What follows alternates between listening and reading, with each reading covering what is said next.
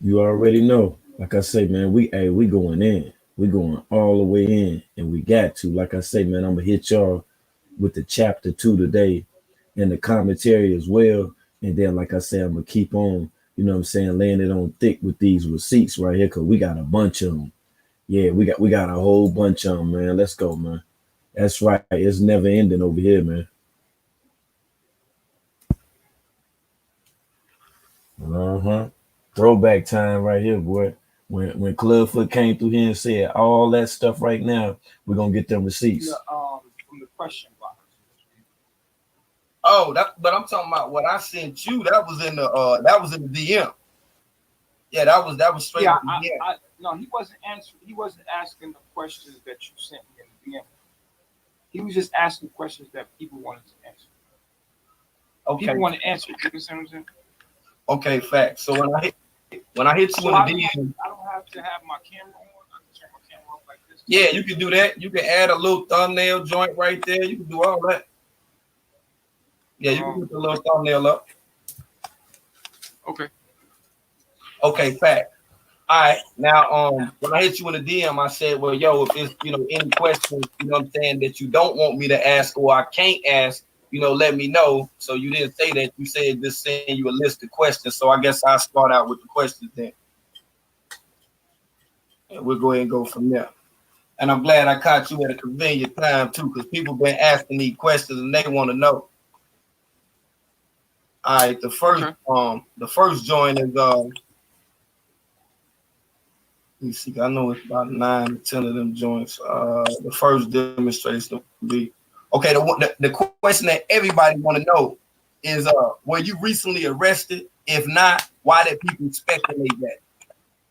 Yeah, like if I was arrested, everybody would know about it. Like you Mm-hmm. would definitely know I was in jail because I need my people to help me get out. You know what I mean? Like, there's no way I'm gonna be in jail and you not know I was in jail. This is not gonna happen. Everybody would have knew I was locked up. Like that's not no hell no. Yeah, because that's what the narrative was. You know what I'm saying, for a few days or whatever. I don't That, even know. I don't even know who was saying that stuff. I don't know who was saying it. I don't even know because I'm over here in my own world. People just be saying stuff. Like I don't.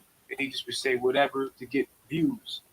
You know what I'm saying? At this point, it doesn't even matter as long as you say something to get views, and you make money, and you get the views, and you make the money. So Okay, now here we go. Here we go right here.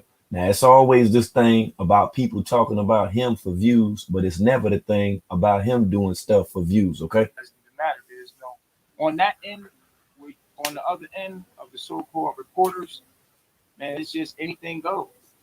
Okay. So being that anything, pretty much does goes right now. Now that I got y'all up in here, because I just wanted to break the ice with that right there. You already know, man, we got exclusive, continue, and even further damn receipts. But I'm gonna go ahead and then hit y'all with that chapter 2 to let y'all know how this book coming about. You know what I'm saying? Yeah, I ain't flogging like keys. When I say that I'm writing a book, I'm writing a book. And like I say, man, we on chapter 2 with this thing right now. And we wide awake over here too. You know what I'm saying? How and why I reported on the coat. Let's go, family. Chapter 2, the knowledge and where it came from. Anyone with common sense can listen to Babaji for 1 minute and tell that he's full of shit. 2 minutes of listening to Babaji talk is the equivalent of subtracting everything you've been taught in life for each second of hearing the sound of his voice. If you can't get something from a person after talking to him, you literally been robbed. I at times called him the master thief, not master chief. Dude is about a 2 on the scale of 1 out of 10, in my opinion, as a master thief, a petty thief. He doesn't go and commit armed robberies to eat. But one thing for sure is he'll have his thumb in his mouth studying on tarot.com instead of utilizing indeed.com. The master thief. He doesn't master teach anything, nor has he proved any mastery over himself. But unfortunately, 3 out of the 50 women fall for his lackluster tantric Google astrology wordplay. Yep. I read body language extremely well. And one thing that I've noticed about the people that join his live streams on most occasions is that they're usually uncomfortable. They allegedly go to his live streams for the knowledge. although we heard from a few people how one is to receive the knowledge. Women are mostly somewhat in all smiles to see him, totally dismissing the knowledge simply for clout. And as strange as it is, some are even turned on by a man that's turned on by transgenders, as he has said on several occasions after admitting to me on the Instagram live. Out of the many times you've seen him hold conversation with goddesses, if the woman is light-skinned or easygoing in his opinion, the dynamics of the whole conversation is switched abruptly away from the knowledge to centrally being themed on sex for the whole social media to view. It's a form of humiliation. Above all, I truly believe the mass majority of the things we've seen and continue to see from carbonation is all methodically sacrificialism. I'm almost sure of it. Babaji will low-key use both genders. He'll low-key use pseudo-tantric gay blade dance moves to stimulate women who are stimulated by both genders, further giving supportive evidence of his Baphometic agenda. All cult leaders, whether they state it verbally or through their actions, are all about power and sex. Thus, the bridgeway is built for the children, despite the psychologically unfit conditions and pseudo love gang statements made by, there's no love, definitely no love of self, thus no knowledge of self. The so-called knowledge that Babaji speaks on is semantics, run-on sentences, and jargon that filter weak-ass analogies. How could anybody believe anything that he says? Easy. As a child, you believed in the Tooth Fairy, the Easter Bunny, the Boogeyman, and a long list of other lies. Lies told to give you the impression or the idea of something. Most women are impressed by clubfoot, gay stripper moves, and its argumentative female-ass ways. Cult leaders are no different than the make-believe characters I just mentioned, and Babaji is in fact the biggest character of them all. Character, not like a cartoon, but the characters that make up words, letters combined, a little semantics, and even more bullshit, to be honest with you. But people like Babaji don't even believe themselves. He damn sure doesn't, but somehow managed to get a handful of people that play keep away with their problems to believe in him. Although there's a difference between knowing and believing, right? So what in fact is the knowledge that he speaks so highly of? The same knowledge that he loves to claim is his, which is by far is the most unfunniest joke of them all. Babaji would deny damn near any and everything one could say about him or his past actions. Yo, you a demon, would be his response, and some stuff like, all you do is lie on me. Come on, brother. But ask him about the knowledge and he'll nut up. No cap, aka no download. Strange how he can beat the white man out of his wife, Nanaji, but on the other hand, praise a white man for epigenetics, the holographic universe, and a few other things. What type of knowledge is that? See, Sybil explained how physically abusive Babaji was to Nanaji. But we'll return back to the beatings. Let's get to the knowledge, okay? Let's get all the way to the knowledge. Now, Bruce Harold Lipton is an American developmental biologist notable for his views on epigenetics. In his book, The Biology of Belief, he claims that beliefs control human biology rather than DNA and inheritance. Lipton's extraordinary claims have not received attention from mainstream science. I've had a few years to analyze Mr. Lipton's work through Clubfoot, and a few of the things that he successfully memorized to marvel unsuspecting new people just so happen to find his post from scrolling online. This is a picture of Bruce Lipton. You think Babaji would praise some of the elders and or those who transition to the ancestral realm, but nah, not for once does Babaji ever speak highly of black scientists as much as of on what I've seen, how much Dr. Bruce Lipton has been a major focal point in building carbonation and manipulating people into the cult. He never speaks on Dr. Khaled, but he made sure to implement Dr. Bruce Lipton into the cult's doctrines. One key thing that I found out about the doctor is, just like Babaji, Dr. Bruce is from New York, Mount Kisco, New York. When Babaji spoke on Mr. Pope, the man who sexually abused him as a child, I can't take away the fact that Babaji was in a boys' home in New York. Let that sink in. Oddly, Babaji claims now not to know where Mr. Pope is, but he knows all that stuff about astrology and biology, but doesn't know where the man is that took his manhood as a child, now that he's a grown-ass man. Now look at this right here. Look at this DNA sequence and this epigenetics. See, I'm not fooled easy. Not at all. I always knew his so-called knowledge was really just a few spells enacted by mantras said over and over again. It's all about the recitation. If not, If not careful, one can wind up invoking all kind of evil spirits and beings from who knows where. He used biology teachings and semantics to control the people. Think about it. Every time the members of the cult says, I love myself, that word is connected to a spirit that keeps people subservient to him. It keeps them in control, all by using the teachings. Do you get it now? He changed self, which the Nation of Islam coined when they brung forth the knowledge of self. He totally destroyed the energy connected to the word from those who identify with it by replacing it with self. Get it? A cell, a self, epigenetics, genes, and the origin of such. Clubfoot used the so-called knowledge to cast spells and to put what many call roots on people. But think about it. A root is strong, strong like the mantra that he has on people. The knowledge is really Bruce Lipton's knowledge, although the scientific part is used only to appear knowledgeable and to maintain control over his slave students. That's it. That's all in a nutshell. Nature Boy took or stole morsels from Bruce Lipton after stumbling across videos that explain the possibility of subconscious manipulation, the dream world. And while Babaji tells his students to listen to the knowledge at night, is for the purpose of indoctrinating them while that they're asleep. Why would someone want to hypnotize someone or instill certain messages to them while that they're asleep? You know why? To continue to maintain control. The knowledge is how he controls the members, as strange as it may sound. Now, I Googled and I checked it out, and this is what Bruce Lipton is known for. You know what I'm saying? He's an American developmental biologist who is best known for promoting the idea that genes and DNA can be manipulated by a person's belief. Now, let that sink in, okay? Just let that sink in for 1 second.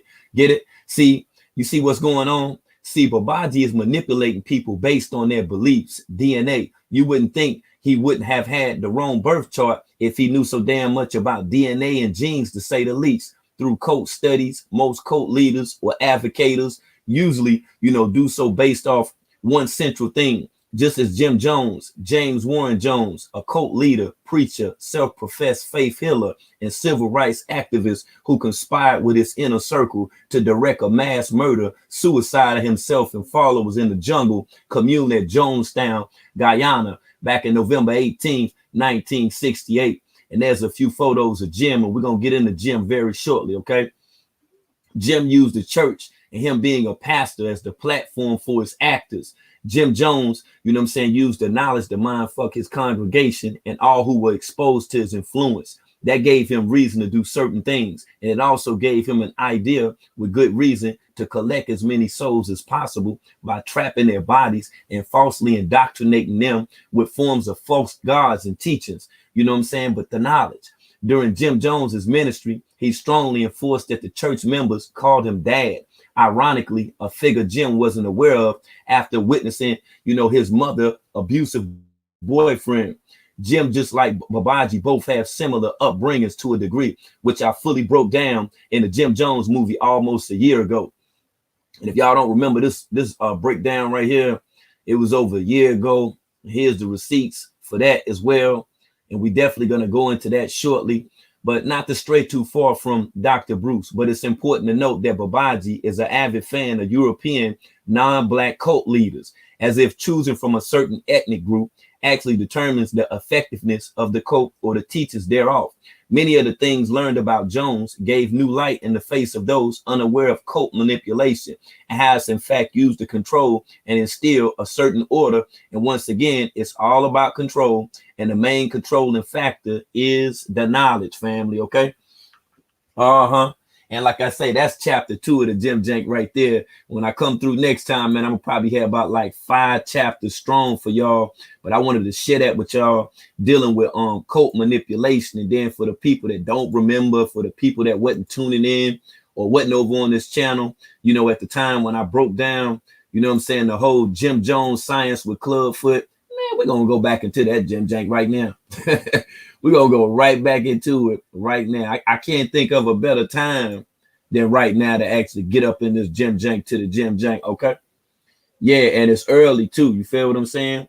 So you got time, to be able to take all this right here. Yeah, you can take all this in. All of this right here. Hold on, let me fit the whole screen for you so you can see it real good. Okay, let's go, man. Let's go, man. We ain't gonna play with it over here today. Otis was the source for the information being gathered about the Oh yeah. Did you know that, Jim? Their lies and treachery cannot touch me.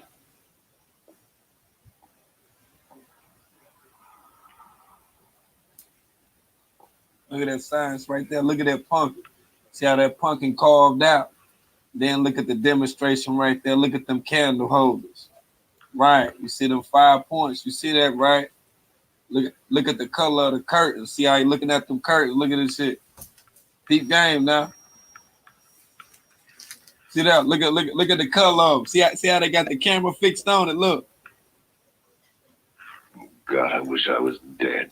Who? That's all Clubfoot. Thing nature. Yeah. Talking about. That's death, all. That's death. all he be talking about is death. If you think about it, whenever that his problems get too hard or it becomes too heavy for him to be able to hold down, you figure right. He always talking about killing himself or death or some other crazy ass shit. Yeah. It's always some crazy shit. Uh-huh. Gang, look at the colors, y'all. My people, what would happen to my people? Look at his tie. Look at his tie. Look at the background. Look at his tie. Look at the curtains. My people, what would happen to my people?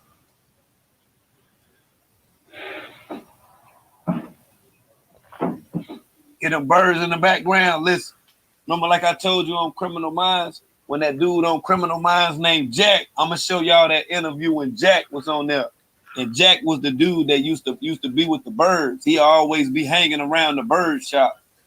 Like he was a serial killer. He used to kill people and stuff. He hunt them, track them down, but he hang out in the bird shop. That's how Jack was. Now listen to these birds in the background. Listen to the shit. You hear them damn birds? Jim, did you know about Otis Jefferson?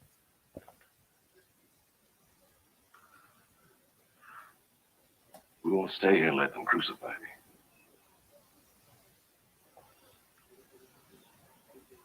I know what I have to do.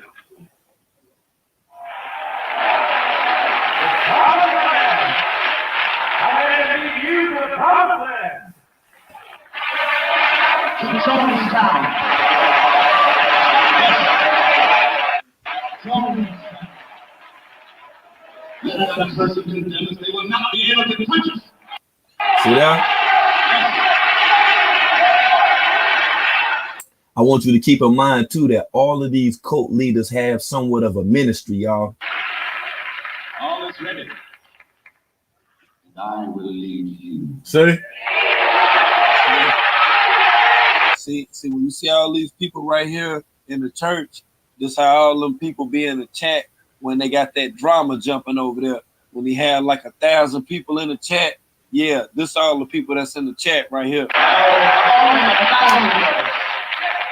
Only 1,000 of us will be able to go first as pioneers.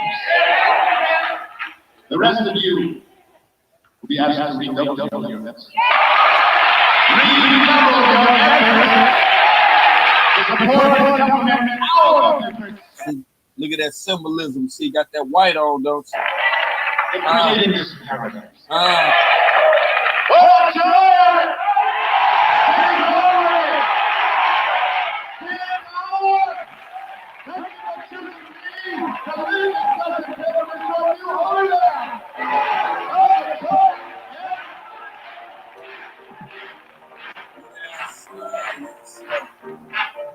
come on, y'all.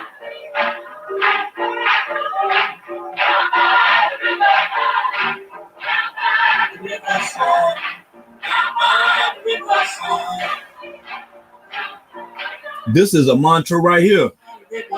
People didn't even know it and they were singing it. That's why I'm singing it. See that? Yes, sir. Come on.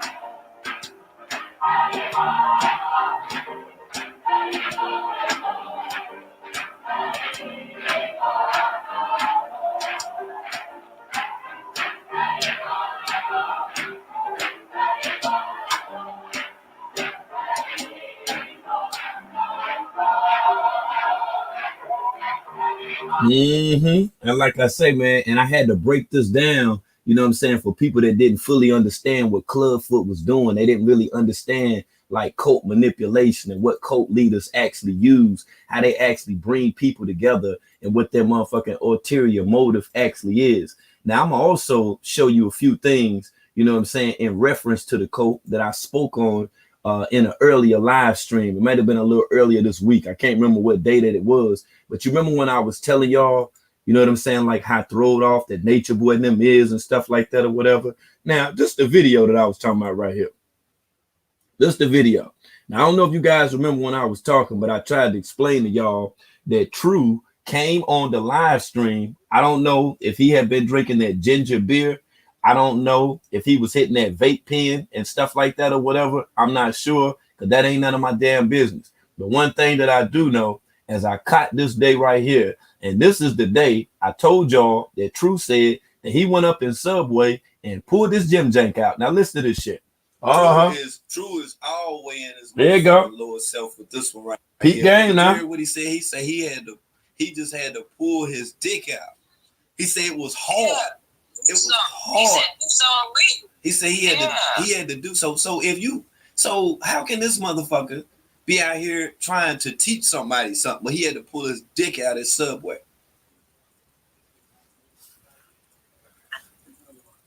True pulled it out. Your thoughts? Yeah, he got some really. What's the word? He just fucked up. He fucked up. He got some really embedded evil people with him. I don't know how many more it is, but when I say that, I mean they like deviants on the inside in some form. Like Pisces, deep down homosexual. You know what I'm saying? Right. Caliber had drug issues or something like that. You know what I'm saying? So they all got vices. They all got some part, something fucking with them. And Velvet, she was a freak. She was a lesbian. You know what I'm saying? Mm-hmm. So I mean, she getting the good dick that she want because that ain't the first anal being with him. You know what I'm saying? So it's like everybody got a deep evil deviance about it. But now True, but just True alone, because I'm gonna play this and now hold on. Now listen now. Hold on, just like the niggas that got one wife denying it still. You know that in your DNA, at the core of who you are, you want to fuck somebody else. That's what I'm saying. Every nigga did that. I used to pull my dick out at Subway. Just to do it, man. I just love pulling my dick out like for years. I need to do something with this. Do something with this. Do you hear this shit? That mother say he pulled his gym jank out in the Subway, y'all. Now imagine if your children would have been in there and this guy done pulled his gym jank, pulled his ding-a-ling out up in Subway, y'all. That's what I'm saying. Every nigga did that. I used to pull my dick out at Subway. I pulled my dick out at Subway just to do it, man. I just love pulling my dick out like for years. I need to do something with this. Do something with this. Okay, now just that part and that part alone, what do you think about that? True pulling his gym jank out. You freaky? You freaky? But in a public place. Now hold on. I always find a girl that's just as freaky as me that I knew wasn't gonna tell on me. Ain't crazy for having sexual.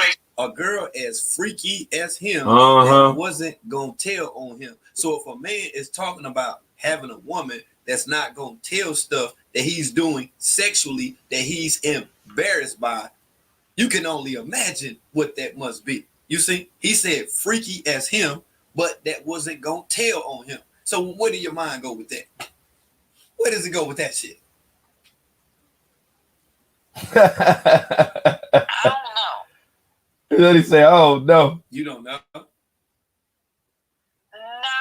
just because that's the aspect that he just freaky. And then what he's saying is right though. Only with the part that, every man, wants to fuck something else without somebody telling them.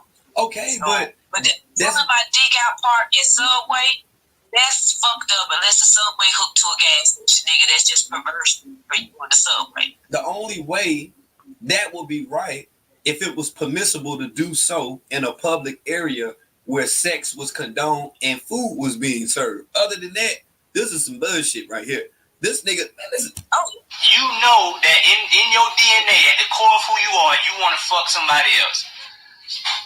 That's what I'm saying. Every nigga did that. I used to pull my Crazy. That's like a justification of being a freak. You know, saying that everybody just want to just fuck everybody. Everybody just don't want to just do it to everybody. But this is what the fuck that he think. Yeah, this is what the fuck that true ass think. Now, see what I'm saying? Now you see what I'm saying about cult manipulation and cult influence and why this shit is so important right now, man. You see what I'm saying? There may be unsuspecting people out here that's listening to that, you know, watered down, you know, them pseudo ass teachers and stuff like that or whatever. And they might even think that some of the things that these guys are saying to do or things that these guys have done and stuff like that or whatever. He might even, hey, look here, motherfucker might even think that that shit right there appropriate or whatever, to tell you the damn truth. Now we're going to go to the doctor for a minute. Now, let me show you a little bit about the doctor. Let me show you a little bit about Bruce Lipton, the type of shit Bruce Lipton be into. Now, you know, when I was telling y'all, you know what I'm saying, about the dream world, about the subconscious state and stuff like that, and the whole damn nine or whatever. Now, I want you to hear Dr. Bruce Lipton. Now, listen to Dr. Bruce Lipton now. Now, I want you to hear how he explained this shit right here. Hey, fam, this right here will give you all of the confirmation that you need. If you've been one of the people that been saying that Nature Boy been working roots and been playing with them spells and stuff like that or whatever. Now, listen to this. Means conscious mind, wishes, and desires. Subconscious mind program. Well, what if you took the wishes and desires and made those programs? Then guess what? You don't even have to think about it. You will automatically 95% of the day be playing behaviors to manifest those wishes and desires. If you put a pair of earphones on at night with a program of what you would like to be in your life. You heard that, right? If you put a pair of earphones on at night, and this is what Nature Boy be wanting them to do. He be wanting them to fall asleep to the downloads. As soon as your conscious mind disconnects, that program is playing. It's not playing into your conscious mind. That's shut off. It's now going straight into subconscious mind. You see what Clubfoot doing? Having a positive thought does not in any way necessitate that those positive thoughts actually manifest themselves. And there's a piece that was left out. And if you don't understand the piece, then you're shouting into the wind with your positive thoughts. Nothing's going to happen. And the fact is this, when you're having positive thoughts, you're using your mind.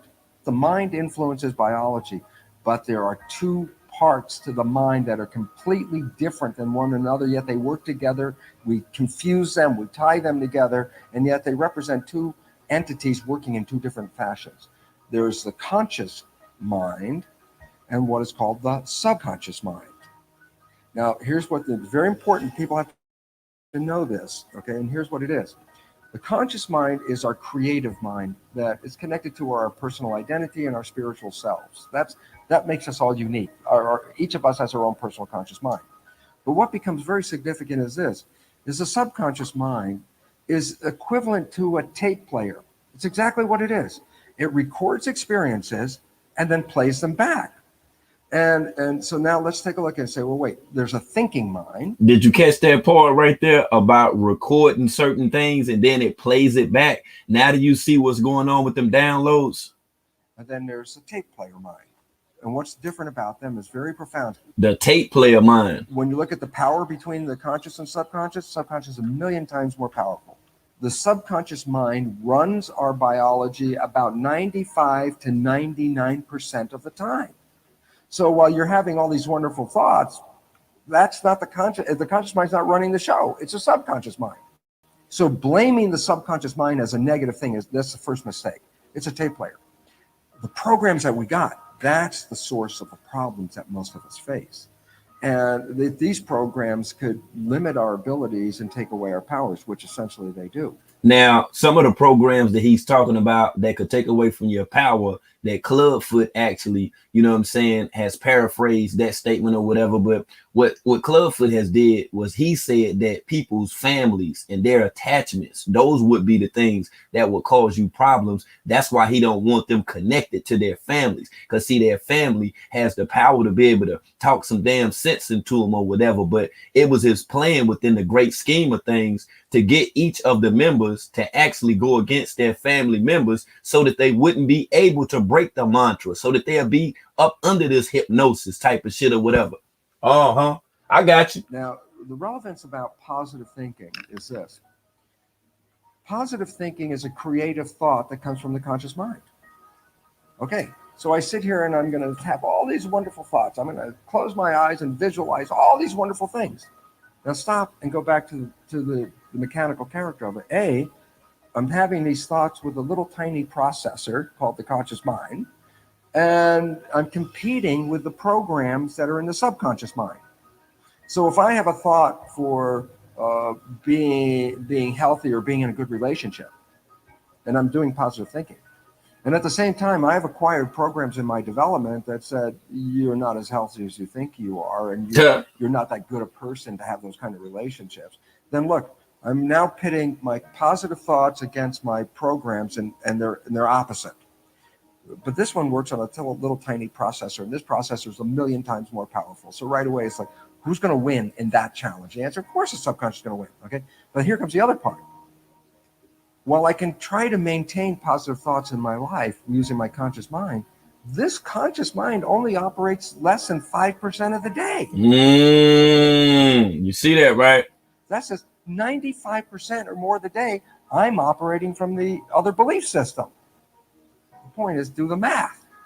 How powerful are positive thoughts? And the answer is, unless the subconscious has the same programs and agreement as the conscious mind, power of positive thinking will not work.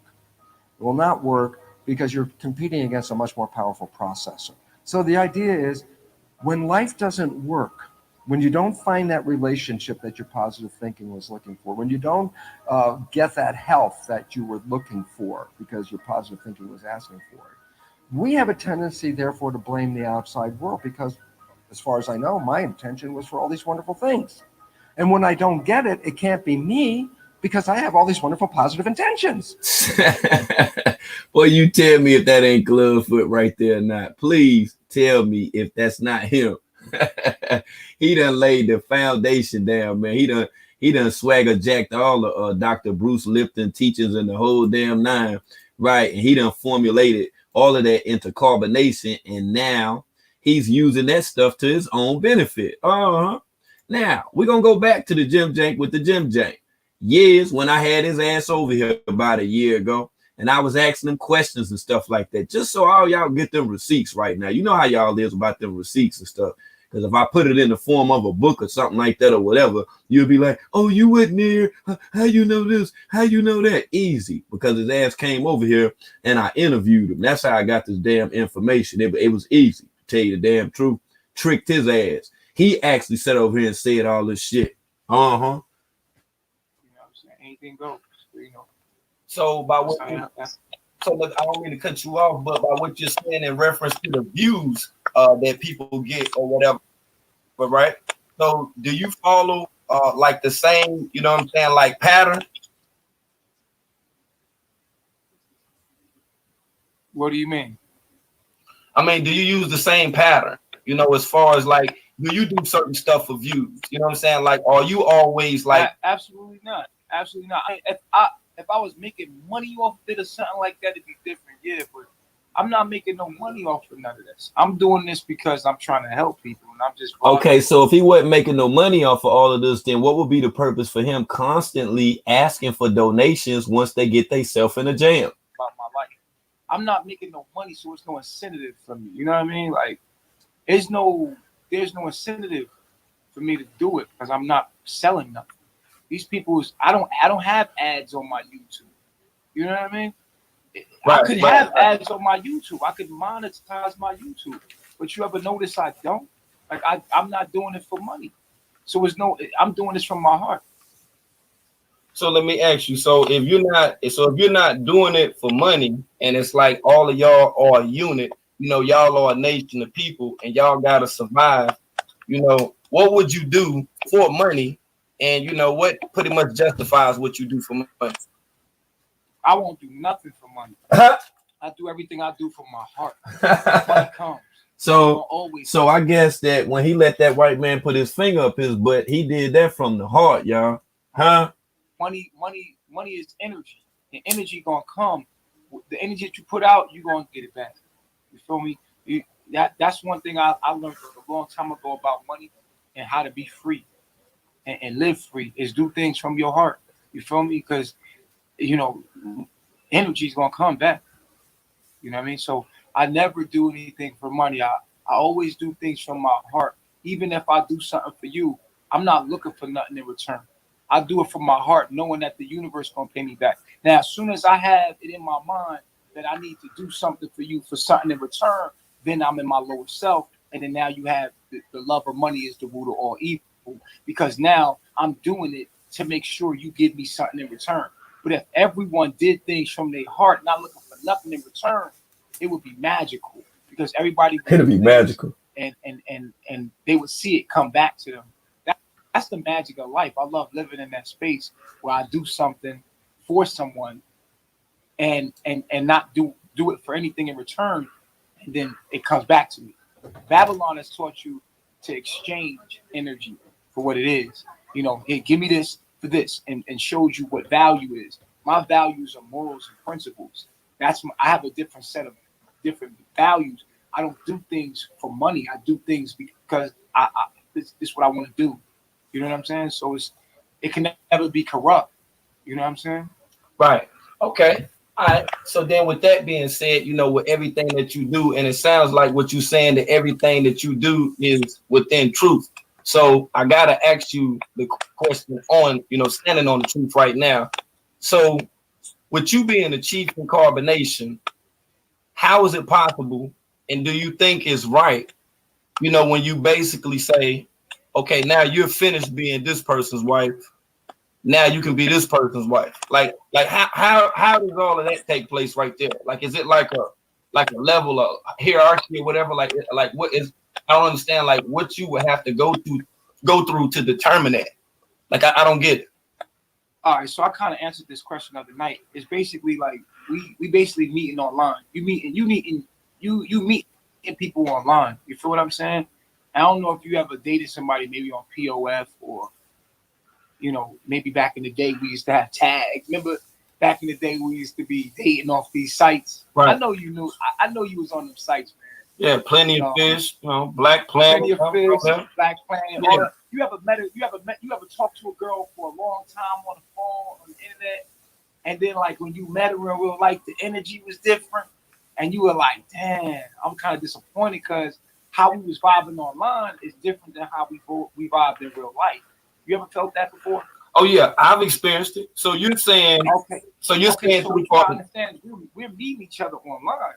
You know what I'm saying? So when we first come in here, you be thinking you want one thing, and then you know what I'm saying. So it's like, and it's also human behavior, because if we was to look at society where you live, we would say that y'all was passing each other around. You know what I'm saying? Because people are learning themselves and going to where they need to be. I just think it's human behavior, but because we are an isolated group, it makes it look like we're passing each other around, but it's just human behavior. Okay, so see, back then it was human behavior, but now it's I'm a gorilla, and then I just take the cootie cat. That's what that is. Okay, now you see how things have changed.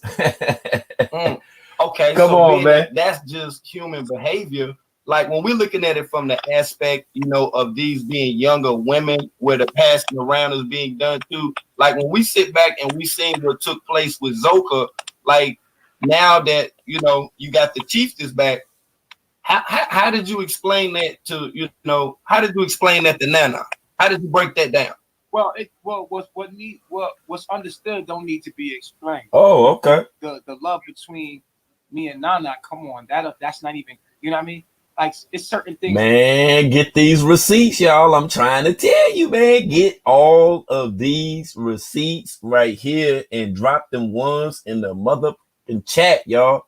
One time I told you I had them. I had to dig through the archives and get these damn interviews. We're gonna stand on the truth over here. Understood without being explained. explain. Right. People could clearly see me and Zoka didn't have no energy. I was just utilizing that to neutralize the trolls that were coming at me and Oh, so all of that was fake, as he lied and said. But now, now we know that it was something different, right? torment me over Omac and Nana. You know what I'm saying? And I explained that. I said, yeah, I used that. I pushed that piece. You know, and I pushed it forward to quiet down people coming at me so much about the Nana and Omac situation. You know what I'm saying? So we was always friends. Wow. There was no relationship between me and her. That right there was a chess move, is what I call it. A chess move. So you capitalized, you gained off of that basically by making Eliana, jealous, or Chief is jealous. She wasn't even watching. She didn't even know who Zoka was, bro. Eliana wasn't even watching, and I knew that. It wasn't about Eliana. I was being trolled by the people that kept sending me everything she was putting out. Eliana wouldn't dare watch me because everything I do would turn her. You know what I'm saying? Like, she's shout out the foot on neck. Way too emotional to be watching me. I know her. She's gonna blindly do what she's doing. Like, I knew that. I wasn't worried about her. I was more, the people was aggravating me, like, and I was like, yo, I'm trying to like work. I'm trying to, stay. And they kept sending me stuff with her and him. And I'm like, nigga, like, I don't give a fuck about all that shit. And so what I did was utilize Zoka's energy to neutralize that, which it worked. Period. So let me ask you now, in truth, if that was done to you, how would you feel? I think, we agreed. Zoka agreed and Solar agreed that it was a powerful move. Oh. And so we did. We all agreed upon it. So there's the receipts right there, in fact, of the script, okay? We've been talking about the script for a minute, okay? We haven't been able to efficiently identify who the director is, but we do know, in fact, that it is somewhat of a script, okay? Let's ride, man. I can't do anything to anybody. People make their own decisions. We decided to do that together. Okay. You know what I'm saying? So if that's the case, if y'all decided to do it together, that within itself was like basically, a lie.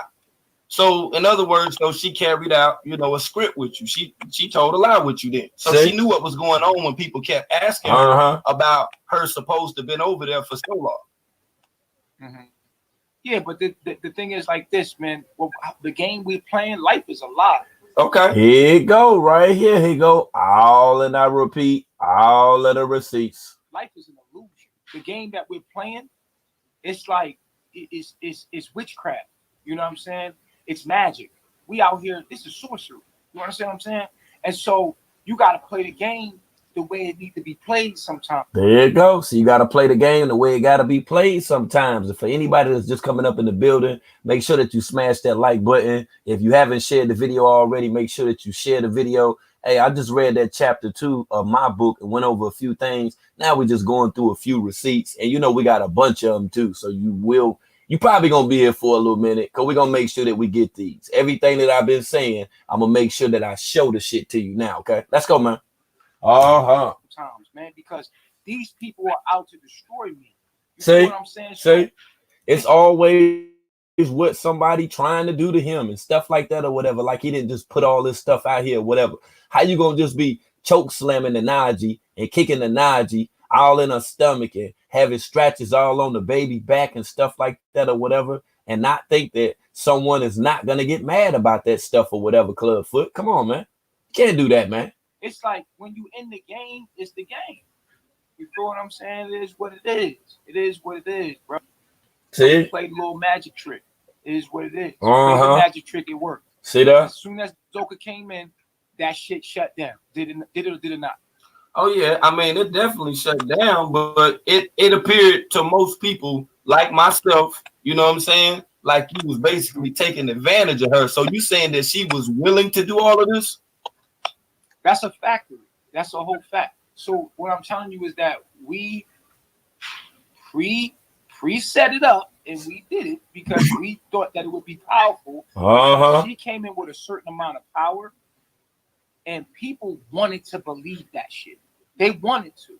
They wanted to see Zoka versus Nana. You know what I mean? We were like, let's play this so we can neutralize the crowd and get back to the knowledge. And that's what we was able to do. We was able to neutralize the crowd and get back to the knowledge. Wow. Strategy. So being that was a strategy within itself, are there other strategies that are used within carbonation like this right here? Absolutely. Everything we do is chess. Everything I do is strategize. Uh-oh, let me get that receipt right there. Oh, let me run it back. Absolutely. Everything we do is chess. Everything I do is strategize. Everything. From the very beginning, since you've been look, everything. Strategize. It's strategized. Everything that I do is calculated. Everything. So we should expect for this to continue then, because a lot of us actually, what to continue.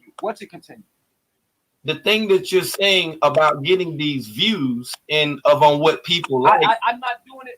I'm not doing it for views. It's a lifestyle. No, I'm doing this to put my.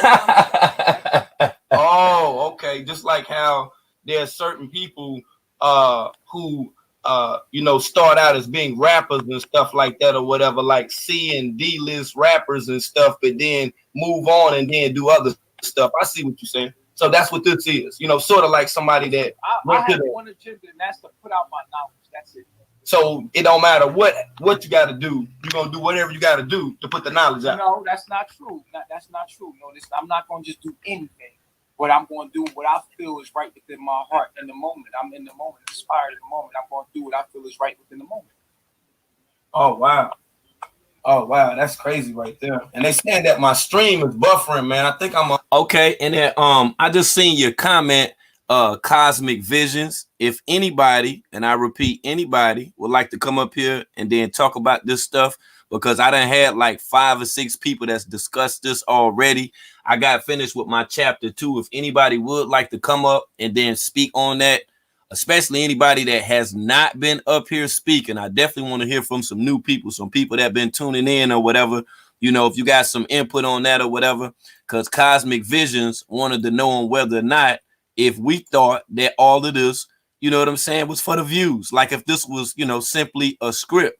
Now, one thing that I can say about that before anybody come up here is that I strongly believe that the stuff that's happening to Nanaji, the stuff that's happening to Strong Jaw, the way he be rocking off on her and stuff like that or whatever, I don't think that part is a script. I think that there has been times before where she has led people to believe that, it was some conflict and domestic issues that was going on. Furthermore, which led to her making it appear as if she was leaving and then being a damsel in distress. And the only thing that she did during that period was collected donations. Am I lying? That's all that she did was collect donations. It wasn't anything about any damn thing else. Just donations. Plain and motherfucking simple. Just like that. Okay, Facts, what's good with it? How you doing, world? Hey, I'm doing what it do. I hear that. First of all, before we start talking about what you wanted to talk about, I just love the way you like to shut that guy down on the broadcast last night. I had to catch it this morning. But I absolutely love how you keep control of your room. Just wanted to put that out there. Because he was on some next level shit that nobody really wanted to hear. And I'm really happy that you definitely keep it objective and not subjective. So I love that. Secondly, I just want to tell you how well written the introduction has been, as well as the first chapter. As soon as you get it done, I want to buy a copy because I feel like the effort that you're putting into it definitely deserves my coin. Oh, no doubt. I want that. Earth's book was informative in a way because she just kind of reiterated things that we already knew, but in the same token, it was so many grammatical errors and dumb things happening. It was so hard to follow because of that. But clearly you can tell someone that has an education or at least knows how to write a decent sentence. So I'm all for it. I want the book. It is definitely worth my coins. And I just got that from the introduction in the first chapter. Last but not least, please send the link when you're done. Last but not least, I did want to say that I truly do believe that a lot of it is scripted, but I think they get off script when he starts having those blowouts. You know what I mean? Then his real face is revealed at that point when he starts having those blowouts, when he starts, flipping out on, you know, online, when he starts talking crazy to Nana, when he starts doing all those things, sorry, that's what you said. They definitely get off script at that point. I've always thought it was scripted. Oh yeah, but I don't think when he be blacking her motherfucking jaws in her back and shit and kicking her in the No. stomach, I don't think that's scripted though.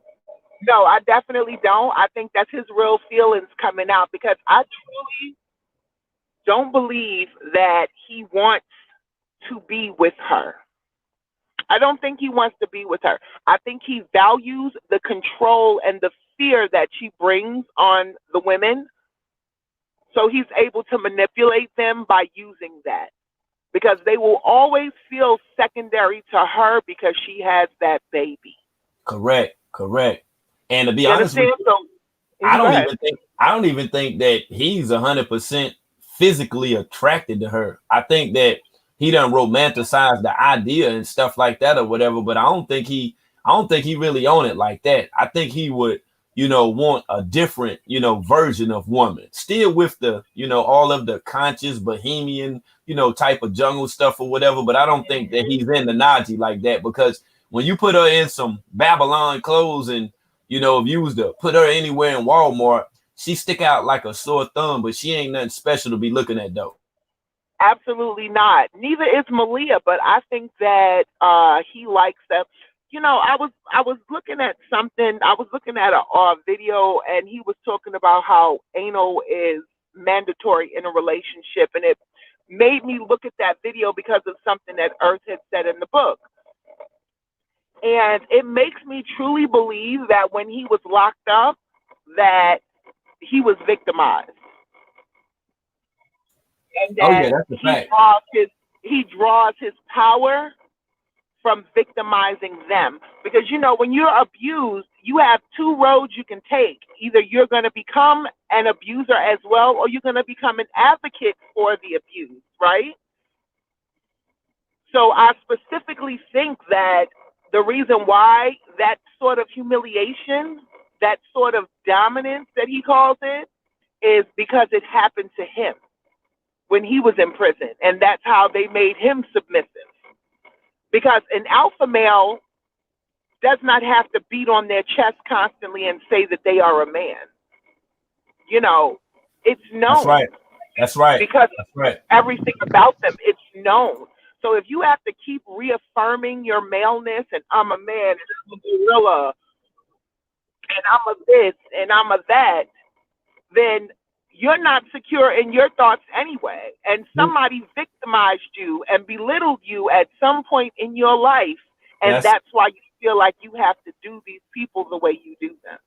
And that's why, you know what I'm saying, I hold, you know what I'm saying, very strongly, you know what I'm saying, to him definitely being, you know, violated or whatever. And it's like he's the person that wants to turn around his violation. And when that took place, onto the women, onto the men, which are the members of Carbonation, with the anal sex thing or whatever. That's where that dookie love come in and all that stuff. What's up, God, Mama?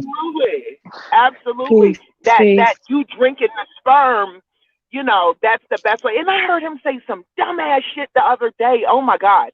When he was like, that's why a doctor gives you shots in the butt, because it goes directly to your bloodstream. So my mother is a nurse.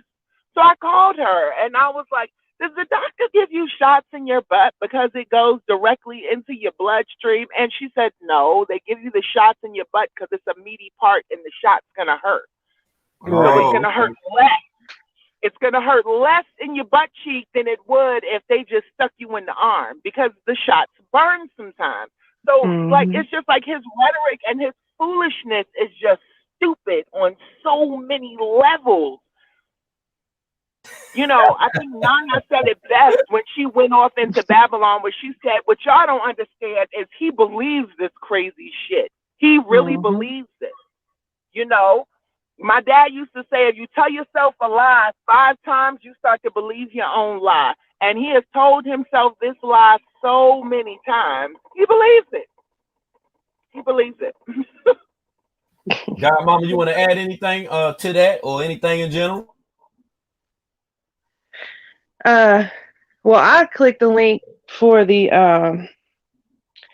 for the, everybody's saying that they think Sybil's book was a part of the script. And Ooh. Talk about it. Talk about it. Talk about it.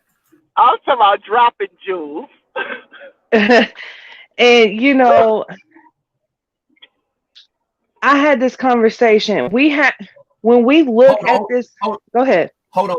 Before that you start, I want to add this as well for anybody, and I repeat, anybody that's listening right now and to what Godmama is talking about. If you feel differently from what Godmama is talking about, you can join the panel and discuss that as well, y'all. Let's go, man. We have to. Okay, so we've known, maybe I won't say since day one, but we have known for a very long time that the whole thing in itself is a script, down to where, from the parties that they have, the relationships that they have, the fights that they have. We know that this is all part of a script. So to say Sybil's book is a script, in my opinion, is not a reach. I don't think it is either, Godmom. I don't think it is either. Go ahead and finish your point, but girl, I got one for you. Go ahead. Because of how he reacted.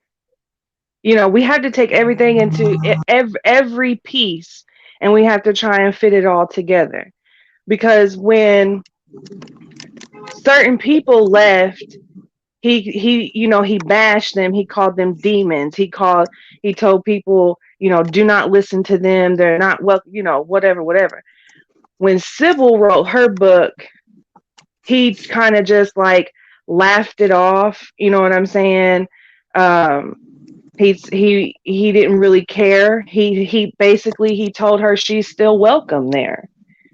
And in her book, she does tell things like, everybody says the same thing. She's saying things that we already know, but she's putting in confirmation. The only thing that she told us that we did not know was about the jail time in Hawaii. We never really got that broke down, from anybody else that was in the jail cells with them. She, that part of her book is exclusive to her. You know what I'm saying? But we knew about Velvet getting her ass beat on the 4th of July because Neytiri, Star, Shaka, all of them said that. We knew about that. We knew about baby Eliana having scratches and stuff all over her face because Neytiri and them, they already said all of that. But you have to look at Carbonation kind of like you look at the elites and the pedophiles. Everything is put out here for a purpose, right?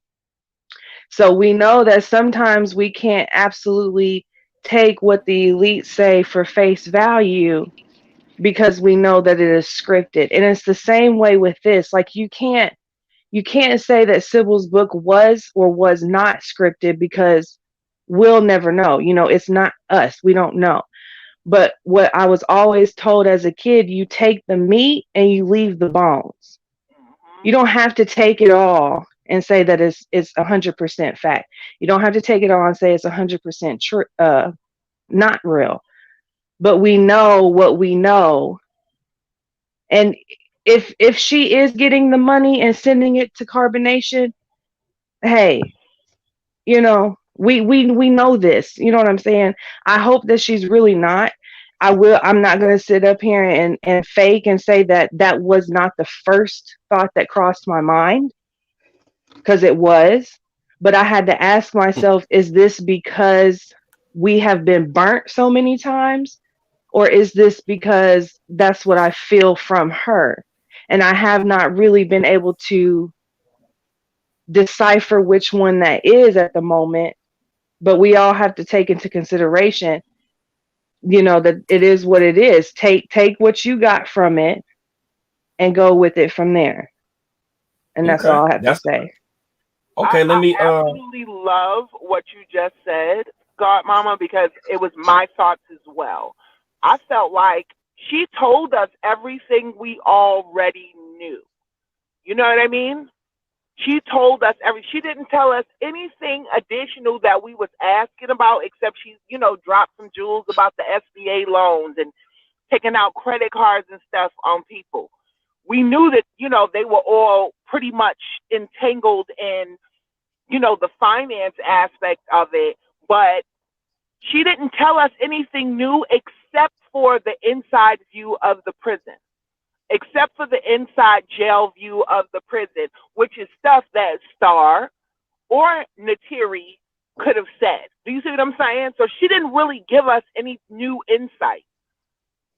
So I definitely, have in the back of my mind that maybe she in on it. Maybe they're so broke to the point that, and it's not like they're not above doing that.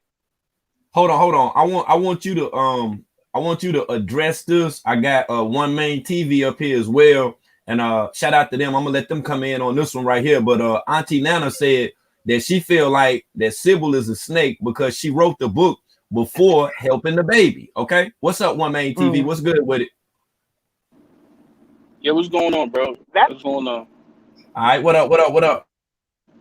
Yeah, I don't agree with what they saying. Like, because if you watch her live, right, she said, I want him to say something because he knows I got more to say against him. So she said, if he say something, I'm going to come out with everything else because he knows that's why he's not saying nothing. So I don't really think she wrote the book and like, yo, let me write the book. Let me take the money to them. She's waiting for him to do something. She's playing chess with him. She's playing mind games. She's doing the same thing he be doing. That's why he's not really doing anything. Hold on, man. You kind of broke up on me a little bit, but I heard your last statement. Who was that chimed in? My 3 kids? Yeah, I want to offer a counter to counter what these 3 people have said. It seems scripted to us because we've seen it before. This is how all cults work. Every last one of them. He's not doing anything new. And I would encourage each and every one of you to just, explore YouTube as far as cults. And if you were here when World showed the Jim Jones story, it follows. Like you just said, World, the things that, you said, da-da-da-da-da. And this is what, Jim Jones did something and you said, Clubfoot's doing the same thing. So this is nothing new. As far as her writing this book and it being unedited, I think she did it because, number one, she wanted to get it. She didn't want her memories for that to fade away and she lose something and it not be put in the book. And again, as far as it being unedited, I think she will do another edited version. And I just applaud her for getting the information out as soon as she did. And if we want to, this stuff is real. Mind control is real. He controls them. I think, World, you spoke about this earlier when you said, well, I'll call it hypnotizing them. Those mantras, as you put it. Right. That's a form of hypnosis. And so when he deprograms them, he strips away all the quote unquote programming that was done by society and their families. That's why he wants them to detach. He doesn't want their prior conditioning to bleed into what he's gonna do to them, because if they have maintained any glimpse of how they were brought up, then that's going to fight against what he's trying to program them with. And that's also why he has the videos, because it's the constant hearing of his rhetoric. And you said this also, World. You were talking about a record, like you hear something on the radio, and although you are not consciously hearing it, like purposefully listening to it, your subconscious is taking that in. So you say, okay, how am I humming to the song when the first, like the first 5 chords are played, and then you start humming the song? It's because you've heard it. Your subconscious has taken that in. And even when you don't want to do it, it brings it up to your consciousness. So you are unaware. And that's what Bruce Lipton is all about. What Nature Boy did was he hijacked this man's stuff. And I think you said this, World. You say, or somebody did, or maybe Sybil. She said, he ghettoized it. That's all he did. He put it in the form that would capture these millennials, that would capture these Zoomers, and that's why they are attracted.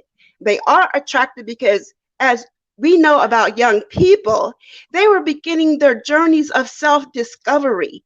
They were beginning those life lessons that they have grown up with. They were getting ready to test those things out.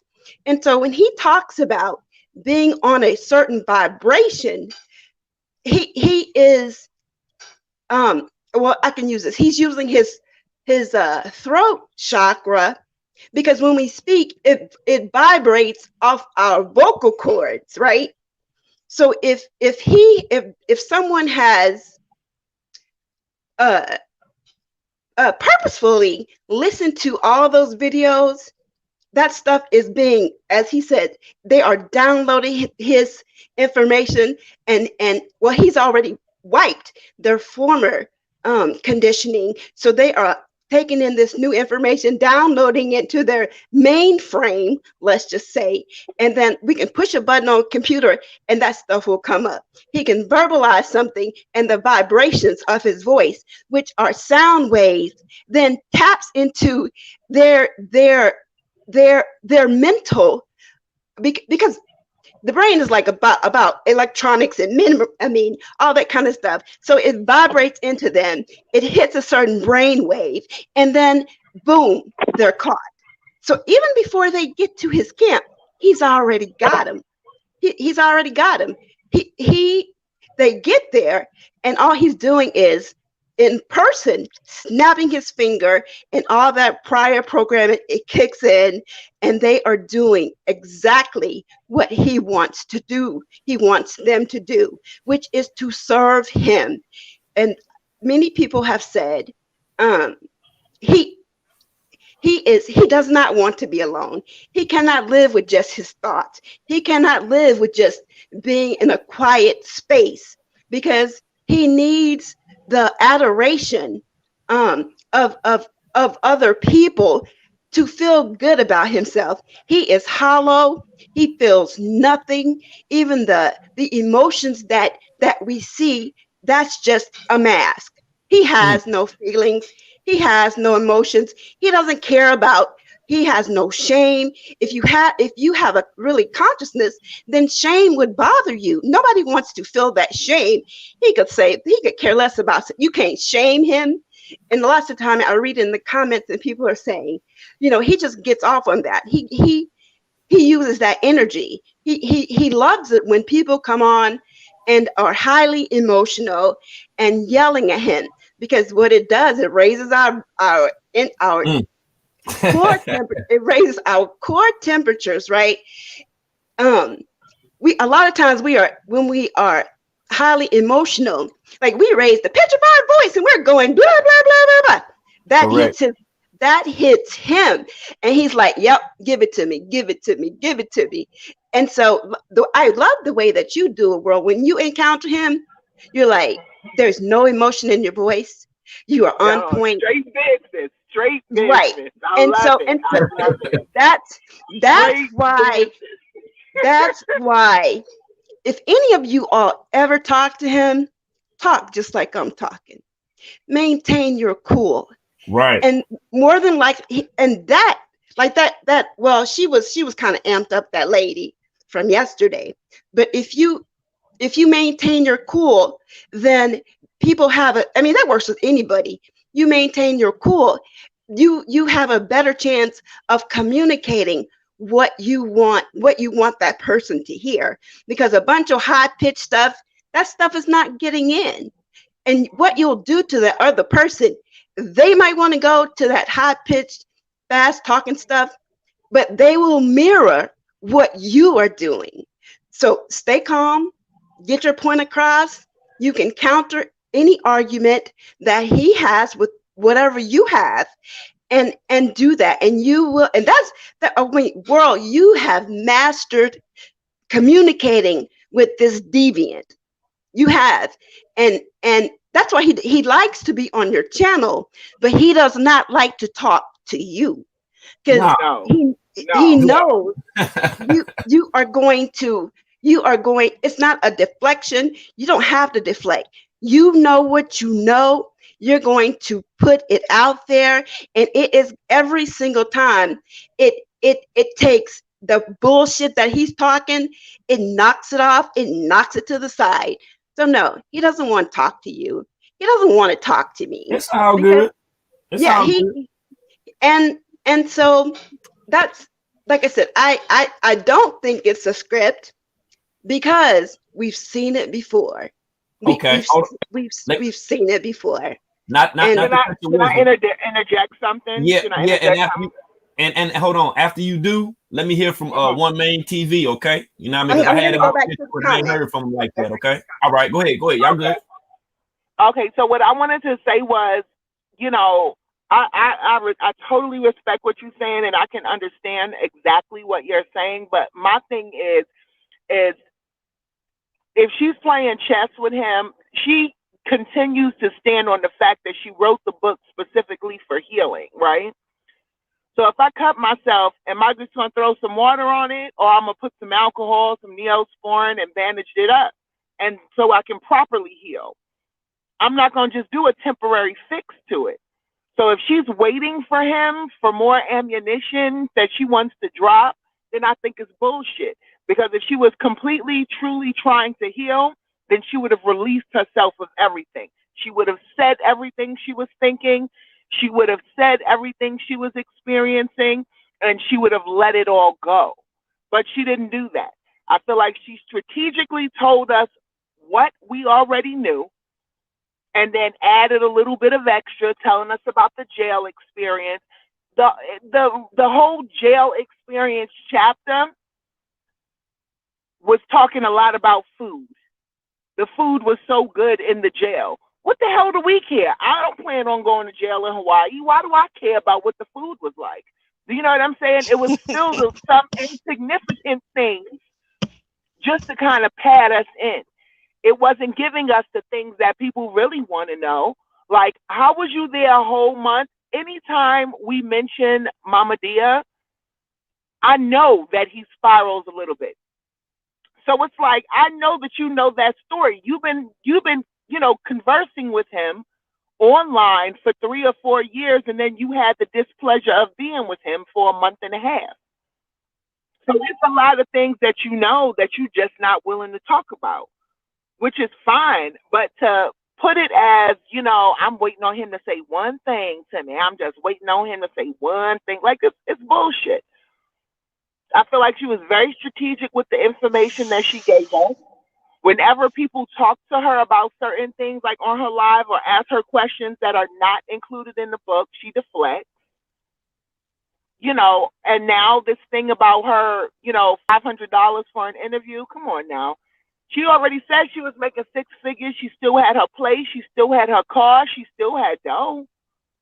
So it's like, you just want, it's either you trying to get more of a following by holding this little carrot in front of his face, or you in on the gag. So it's you know, it could go either way with this. But like the last lady said, I just feel like, I think that she was right in saying that, yeah, we can hear you. I think it took some strength for her to come through, but I don't feel like she came through 100%. She fixed us a delicious meal and put it on a garbage can top. Right, right. You know, she tried to rock some of us to sleep. You know, it was a good bedtime story, but I'm still awake. Right, I'm still here, sis. What I mean, I know. One Main TV, you can only mute your mic. Oh yeah, I think it's mute. It was mute. Yeah, we can hear you though. Go ahead. Like, yo, it's not. I don't think I think what she wrote was what she went through, and you can't really tell somebody. You talking about she charged 500. You can't tell somebody to give you for what they went through. Like, you know what I'm saying? Like, just if she want to charge, she can charge just her. You can't stop somebody's pocket or whatever. But my whole point me saying that is like Nature Boy made them sign FDA, I think. So she's saying she was him to sue her, so she could bring everything out because that's her truth. That's what she's trying to say. Like, she really wants him to sue her because she had to sign the FDA. So whenever he does that, is when she's gonna speak her truth, because it's like, yo, you can't. This is my truth. How you gonna sue me for my truth? So that's what she's saying. She's like, I'm hoping he sues me, and he's not gonna do it because, like the lady was saying, you know how he was getting with the girl yesterday. You see how he was acting. I mean, he act like nothing bothers him. Like the crazy. Because he's a narcissist, and it's like the mother of three, what she was hitting on. Yeah, I stopped. He has to see that emotion. I stopped a lot of girls from going over there. A lot of girls showed me their DMs from him since 2016. Like, I just ain't got on this one. I've been on this since 2016. A lot of girls, and then it's not like girls. They like 31, 32 older women. I'm like, yo, why you going over there? And then she showed me DM, and it's like he's asking for pictures, a bunch of just dumb stuff, so that he. Hold on for a second, man. Man, I want to hear what you're saying, but I can't really hear you because your connection kind of breaking up on me. If you want to drop down and come back, I don't know if you got the Wi-Fi on or you outside or whatever, something like that, but it's kind of breaking up real bad though. But I want to hear what you're saying. If you want to drop down and come back up, I'm gonna re-drop the link. All right, that's a bet. Okay, facts. We right here. Kansas Ball up in this jank too. Kansas, you've been tuning in. You got anything you want to say in reference to the live stream? Yeah, hey y'all, how y'all doing? I agree with the last lady that spoke, Miss Mischief. Yes, ma'am. Yeah, I agree with everything that you said. Like the whole jail part, like she could have added that, but she made that almost her main focus of the book. And I was like, that's kind of, irrelevant. It's not irrelevant, but a lot more happened there while she was there. So why didn't she hone in on that? I'm pretty sure, and that was my whole thing. And I agree with you when you say like she's, charging $500 for an interview for what? If you really want to be honest and tell your truth and get your story out or whatever, like, why are you trying to charge so much? I understand that you can't tell people, put a price on their truth or whatever like that. But I think if you really want to be honest and tell the truth, she would have did that in the book, let it all out. Like you said, if she really wanted to come clean with everything and be over with it. It seems like she really don't want to be over with him. I think she put the book out just to make a couple coins to put in her bank account, to piss him off, and probably to get him to talk to her more. Because he has said that she got mad because they didn't go to New York or something.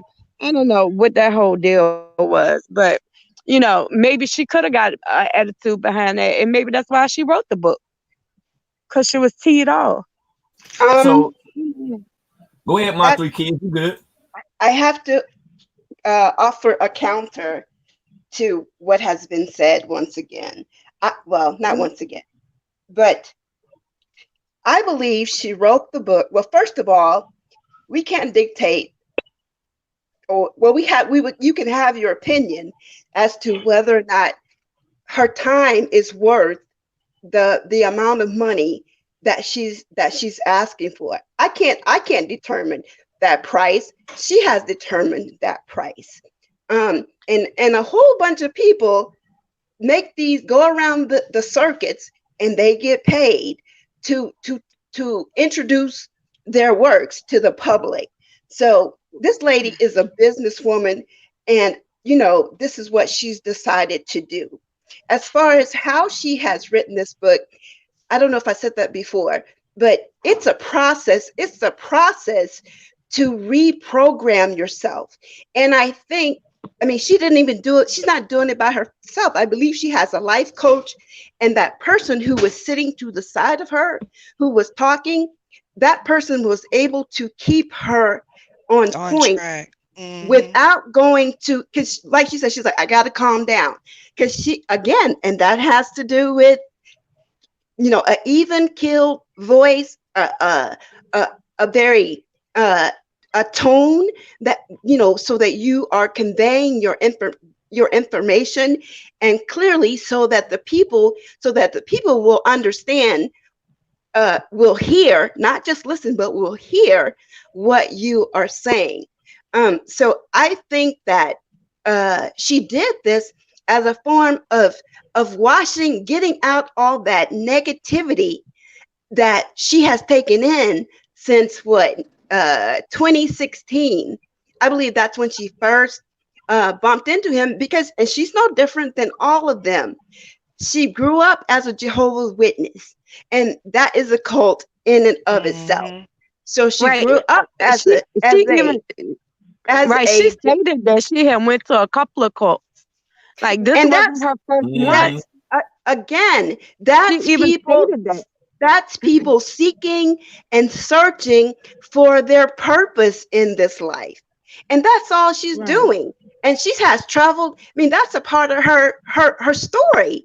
And I sincerely hope for her that this will be the last time she falls under the spell of anybody else. And I believe that it is true, because she came back to herself. She came back to the values that were instilled in her as she was growing up. She came back to all the yoga that she's done, all the breath work that she's done, that has kept her centered, and she validates herself. How she got caught up again, I think it was at a weak moment. She was searching, you know, she didn't research. So let me ask you a question. Go ahead. Okay, so, you know, being that you just said that, you know, she didn't do any research and stuff like that, and, you know, she kind of got caught up in the moment. Does anything that you say or that anybody has said thus far, does that take away from the fact that she did have an additional bank account as well? So she did know something, right? You know what? She has said she has seen what the troll says. She has seen the videos, and she had seen all, but she wanted to know for herself. Right. She has said she knew all of that. But my whole thing with the situation was, you remember the why part she in the didn't. book where she? I'm sorry. Go ahead. I'm sorry. You good? I'm just saying, my whole with all the everything is, did she go to the proper authorities and at least report what she saw happen to women and children? That's all that. If you listen.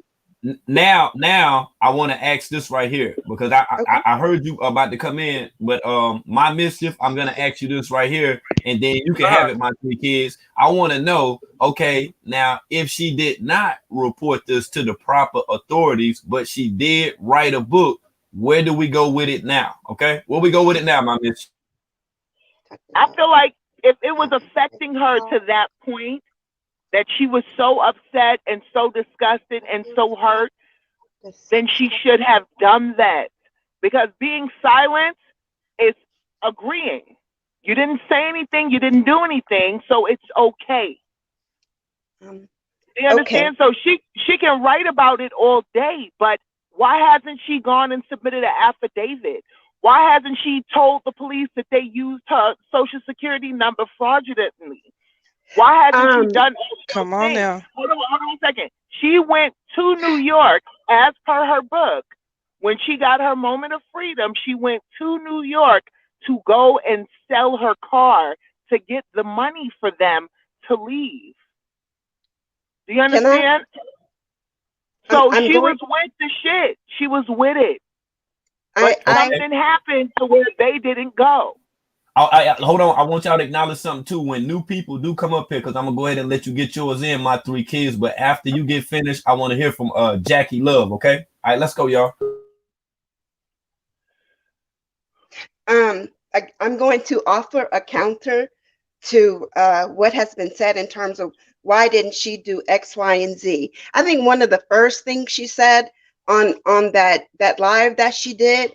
She was like, "Oh, you think this is all I'm gonna do?" She talked about the wire fraud. She talked about sex trafficking. She talked about fiduciary, I don't know, exploitation. She talked about all those things. And I believe that this book is not all that she's going to do. That book and her documenting what has happened can't, I don't know if it could be used as evidence. I mean, because you all were discussing that unless it's something she captured on a film, it's always that he said, she said stuff. So that's why I say, no, this is just the first step.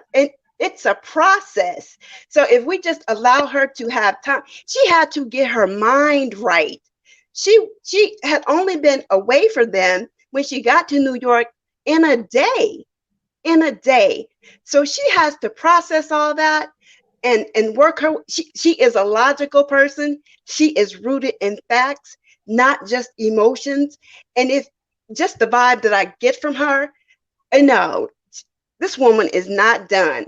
He's gonna hate the day that he encountered her from 2016. He's gonna hate it. And when she said, September 23rd is your death day, she already called it.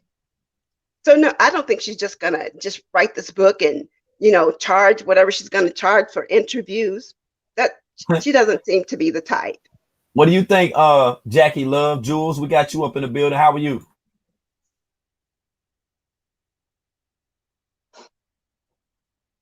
Your okay, mic Jackie. might be muted, sis. Oh, nah, it's not muted. I don't know what's going on with Jackie. Jackie, you there with us? You checking in with the check-in? Okay, well, until she get it together, Kansas, you want to add on? Yeah. My thing is, I was just wondering, like, bro, had you tried to reach out to her? No, I actually, sent her a message, but I ain't asking no shit like, can I interview you and all that shit? Nah, Right. But she be on my she be on my post though. She be over there commenting and liking stuff or whatever. I just sent her this video right here. Oh, okay. The reason why I asked is because that you were worthy enough to put in the book. So I was like, maybe she'll try to reach out to you. Maybe try to do an interview with you. Maybe she, maybe not. I don't know. But I think that you would do. $500. But I think World would do a great interview with her, being that he had reported on the cult like this whole time, and so he would know, all the questions like to ask her, you know what I mean, like concerning everything that went on or may have went on or whatever like that. I was just wondering if she had tried to reach out for you. Okay. Well, I think that right there, and correct me if I'm wrong, but I think that will be all of the more reasons why she would not want me to interview her, if you think about it from that aspect. Oh, well, yeah. Because see, they did sign, you might ask too many questions. That's right. I might ask too many. Ain't no limit to that thing. Hell, I just be thinking of shit. I'm nosy as hell. But like I say though, they did sign the non-disclosure agreement though, right? Mm-hmm. Right, but people had asked her about that, and she kept saying it's her story, it's her truth. She can tell it. Like she kept saying that. Wouldn't the non-disclosure agreement cover everything that happened while she was there in prison? That's what I would think. That's what I would so think. Then why are you picking and choosing what you talk about? Right. Because see, if you if you sign a non-disclosure agreement and then like you go to a court of law with that or whatever, I'm guessing, because I never experienced it, but I'm guessing that it would be from an initial date or whatever. I'm guessing that's why he'd be getting all of them to sign the paper and stuff like that. I don't know who typed it up or whatever, but he got some stuff on her, I would think. But hell, she done told that damn much. So I'm like, why not just tell the rest of the shit? Well, I have signed a non-disclosure agreement after a lawsuit. Okay, I won the lawsuit, and the company that I won the lawsuit from had me sign a non-disclosure agreement, and the verbiage in the agreement was that I could not discuss publicly what I had gotten out of that lawsuit. I could not discuss any of the parameters surrounding why I sued them. Right. And I could not discuss anything to negatively affect that company going forward. You understand what I'm saying? So non-disclosure agreements are very specific. You know, it's stated you cannot go on social media and bash us. You can't go on social media saying that you won against us. You can't go on social media saying that we've gone to court about this. The only thing that was able to be talked about was stuff that was public record, meaning the fact that you can look online and say Miss Mischief versus blank. And then I am not even allowed to say what the company was. So things are specific. I couldn't go home and talk to my family about what happened in court. I just got to check. Do you see what I'm saying? So my point is that if you sign a non-disclosure agreement, it's very specific. And he said in his lives when he got back, I want to say from Panama, when he got out of jail and he was with the white gal, Khadijah, Kaja, whatever, when he was with her, he said, we made ourselves incorporated. So now that we're in church and we got all our paperwork in order. So I believe that when she was footing the bill, he probably went to an attorney and had a non-disclosure agreement attached to that not-for-profit. I think that if she had the money, more than likely to get them to that attorney. That means that she was probably in the room. She's seen the documents. So I think her challenge is, okay, take me to court. I want to go to court. And I'm going to, you know. Because technically he would have to answer for her accusations. Exactly. Right. He would have to answer that. Absolutely. And he does not. This man, he threatens about taking people. He ain't taking nobody to court. He broke. He can't take nobody to court. Look. That DA in Cape Coral, Florida, gonna come knocking on his door and talking about you want to say something in court. Come on, testify at this Mariah Lynn's case. I'll give you the opportunity to say whatever you want to say. And get this. He thinks that we know he's in Puerto Rico. Don't you know all they got to do is ping his phone? They've already pinged his phone. They know exactly where he is. And that Puerto Rico is still a part of the U.S. So there's nothing about that he can't do, or the marshals go and knock on his door with that knock that's real hard, and you know it's the police, to get his behind and bring him back to wherever to answer to all these allegations. And I think that we should use those people in Hawaii as an example of how to come together, force the issue, and have somebody come and look at this stuff. And I know it's hard because we're Black people and they don't do that for us, but we have to keep trying. And I say this because as a mother of a 21-year-old and a 19-year-old, I don't want to give up on those young people. I don't want their lives to be ruined. I want them to come in. You better give up on their ass. You better give up on their ass, because we talking about them. We ain't talking about all of the young kids in the world. We talking about some motherfuckers that chose to be over there, sis. Now, I understand what you're saying. I feel you 100%. But see, we ain't talking about, all the love that we got for all of the other, teens or young adults in the world. We talking about they ass. You feel what I'm saying? See, hopefully when they watching videos and listen to live streams like this, they won't even, have that thought. They won't even utter saying, oh, I'm thinking about going to the jungle and then joining the cult and shit or whatever. See, that's why we up here now talking about this shit right here. I got One Main TV still up in here too. My Go ahead. Go ahead. One Main TV. What you think, yo? Yo, you can hear me? Yeah, my phone acting up crazy today. Yeah, you good though. You good?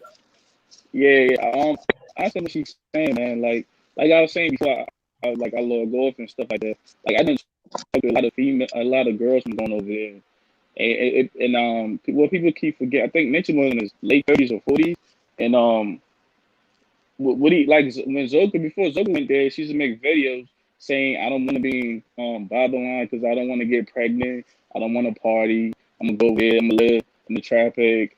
Do get one with nature. And I kept on telling her like, no, you won't get pregnant when you go over there, and it happened. So like I used to try to stop them from going over there. Like the Jamaican girl that World you did a story on, I still check up. She's a baby mom. I still check up on her, see how she's doing. 'Cause she's back in Jamaica.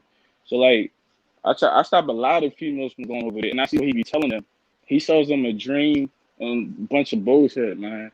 So it's like he played with your mom, and yeah, when you read that message, you be like, what the? How can you believe him? Like what? So it's just crazy to me, man. But I don't think she's trying to get money.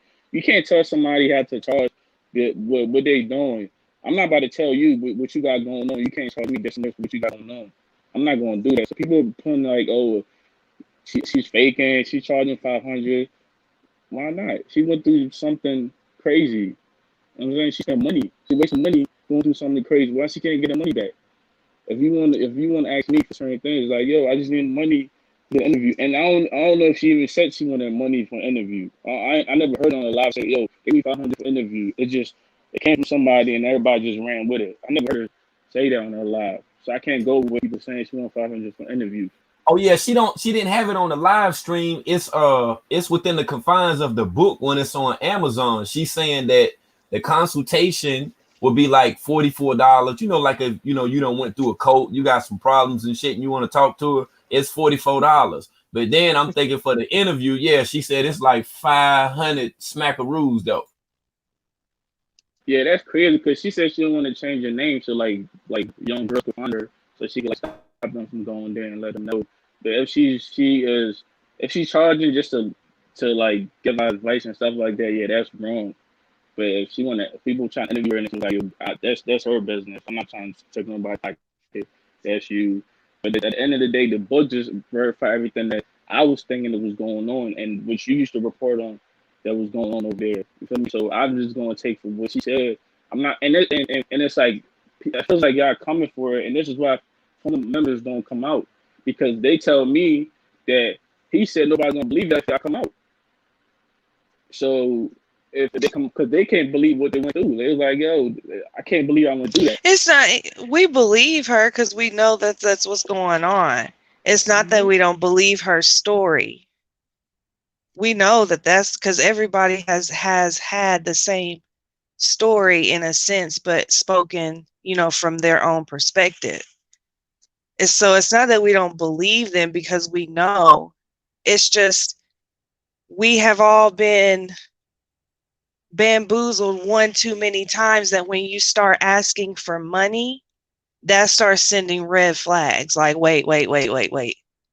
Because the last person who came out here and dropped all of these gems behind the scenes that was going on was a very, predominant member.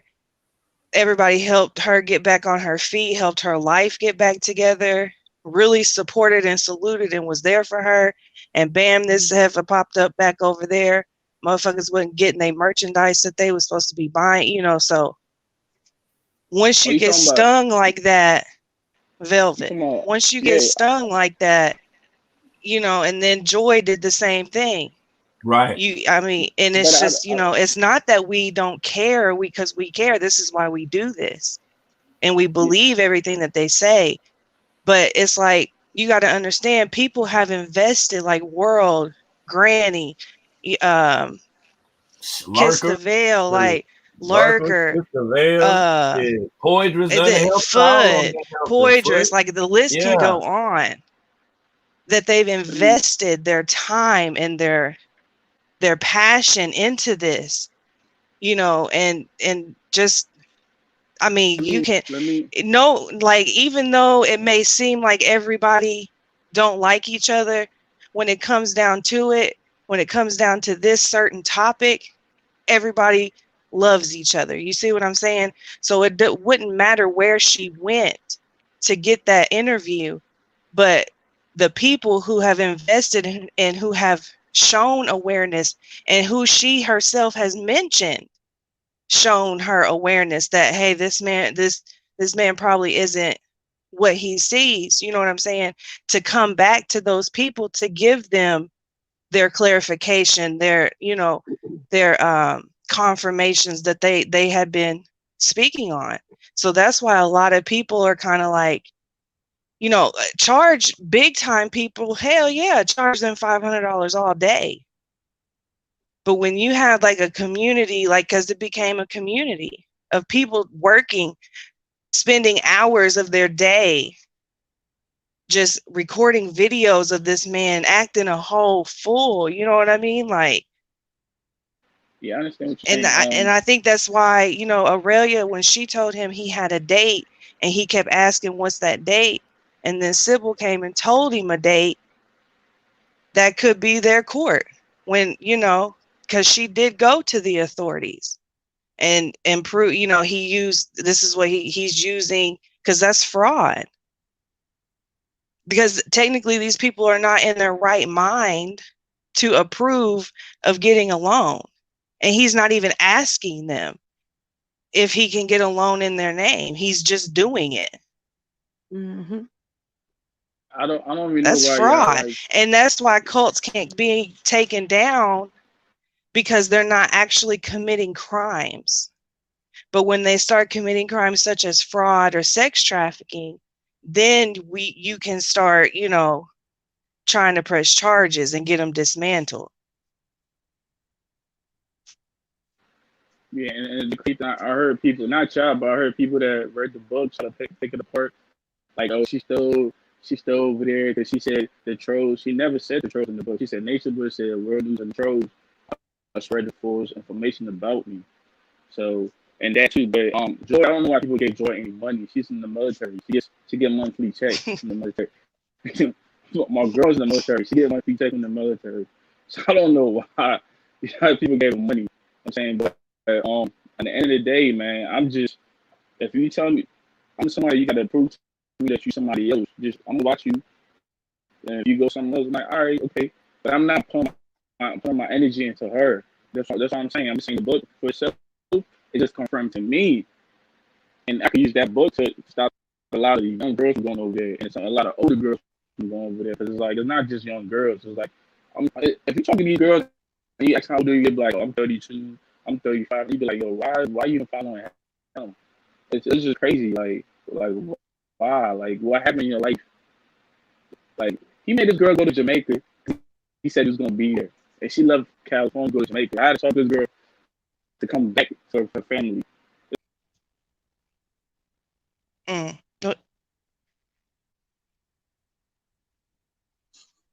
Well, he just dropped What's it up, straight y'all? off. Miss No. Me. What's going on, everybody? Kansas, my 3 world. Hey, Miss Me. He snuck one in on me last night. I was catching up Mm-hmm. when this one came on, so I got pause on that one. So you know when he done here, I can catch up. You doing a good job, world. I told you his book. I knew his book would be full of receipts. He ain't gonna just talk about it. He's gonna throw receipts behind it. Some of these people seem to forget about some of this stuff that he said and something that he covered, you know, over a year ago. So, you know, I love it. I'm gonna finish the other one, so I don't really know, you know, finish the chapter 1 thing. But I heard Mischief is funny.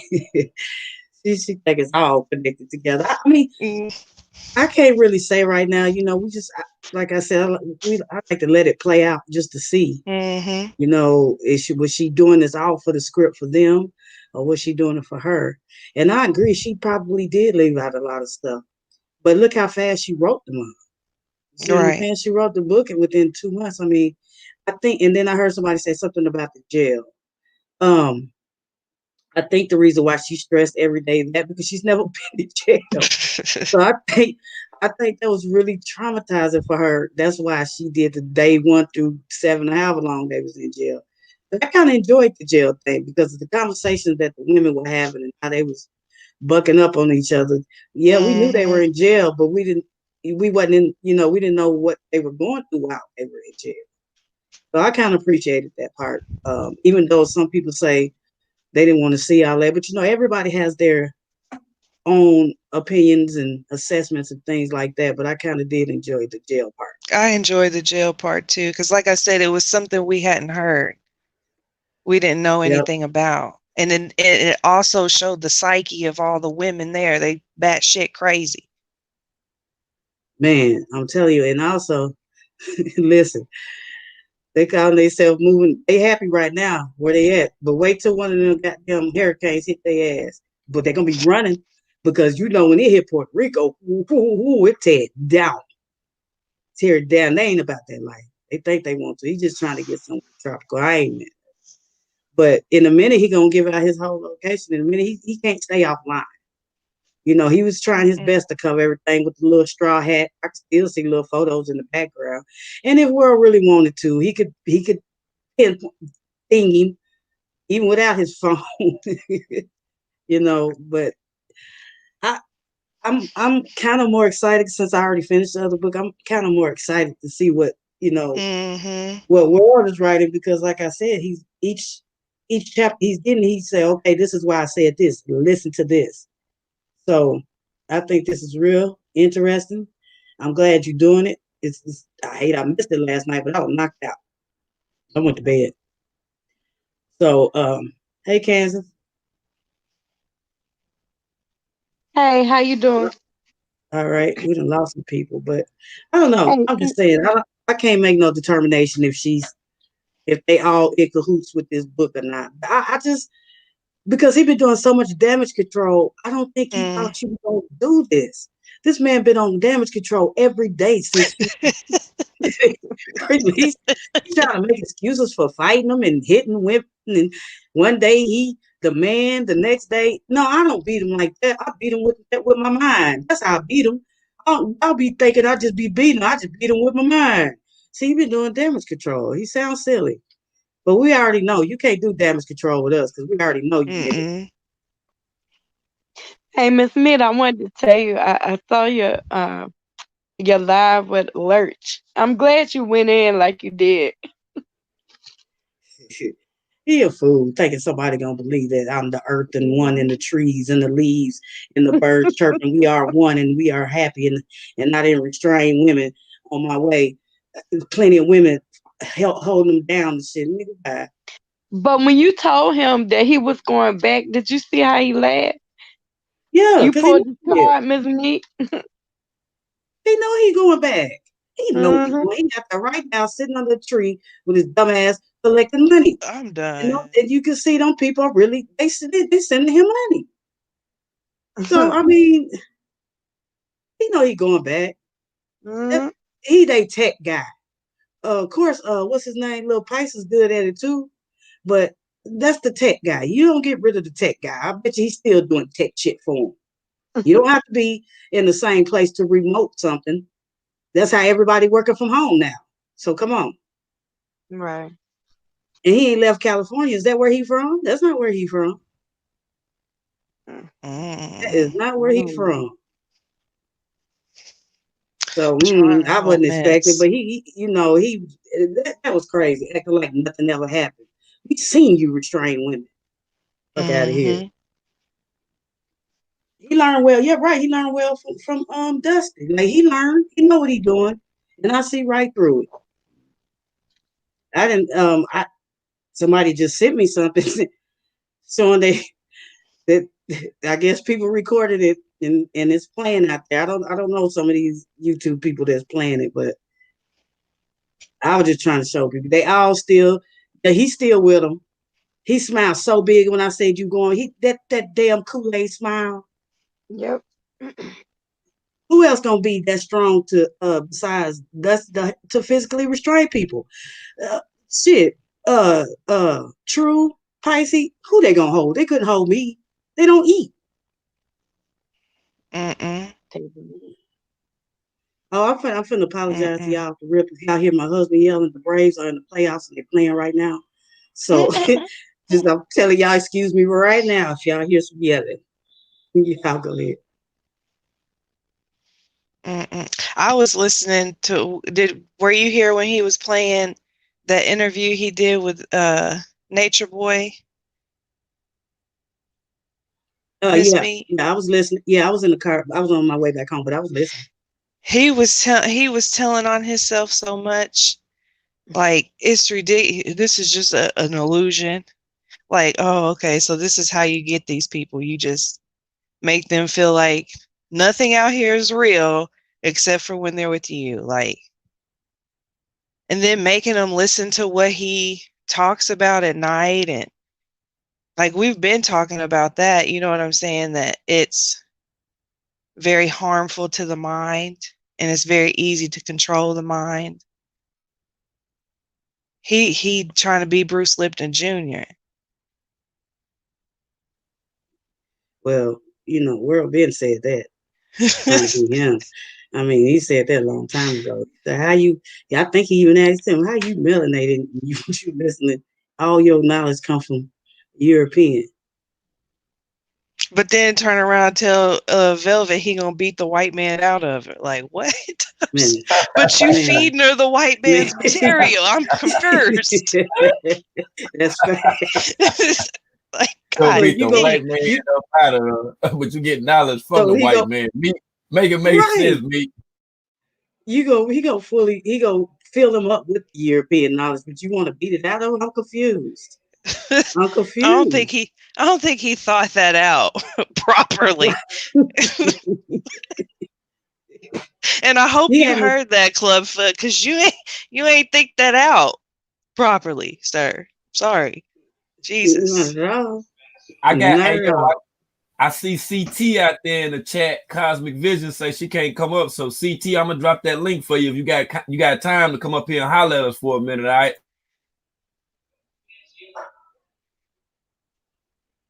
Who is? I don't know who that is.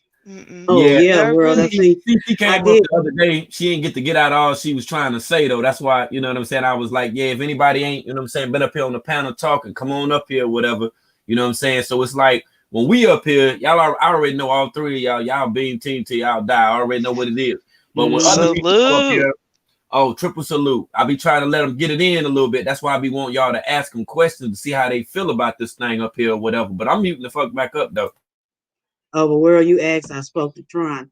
Yeah, I was surprised I got in, so I didn't even have time to record or nothing, but I see other people were recording. I let Lurch have it with his lying ass, knowing he's going back. I'll send it to you because people got it now, apparently. I was laughing because the whole time, Miss Me, you had me crying because you said, listen to him, y'all. Sounded just like Nature Boy. But he was. He really was. He's still working for him.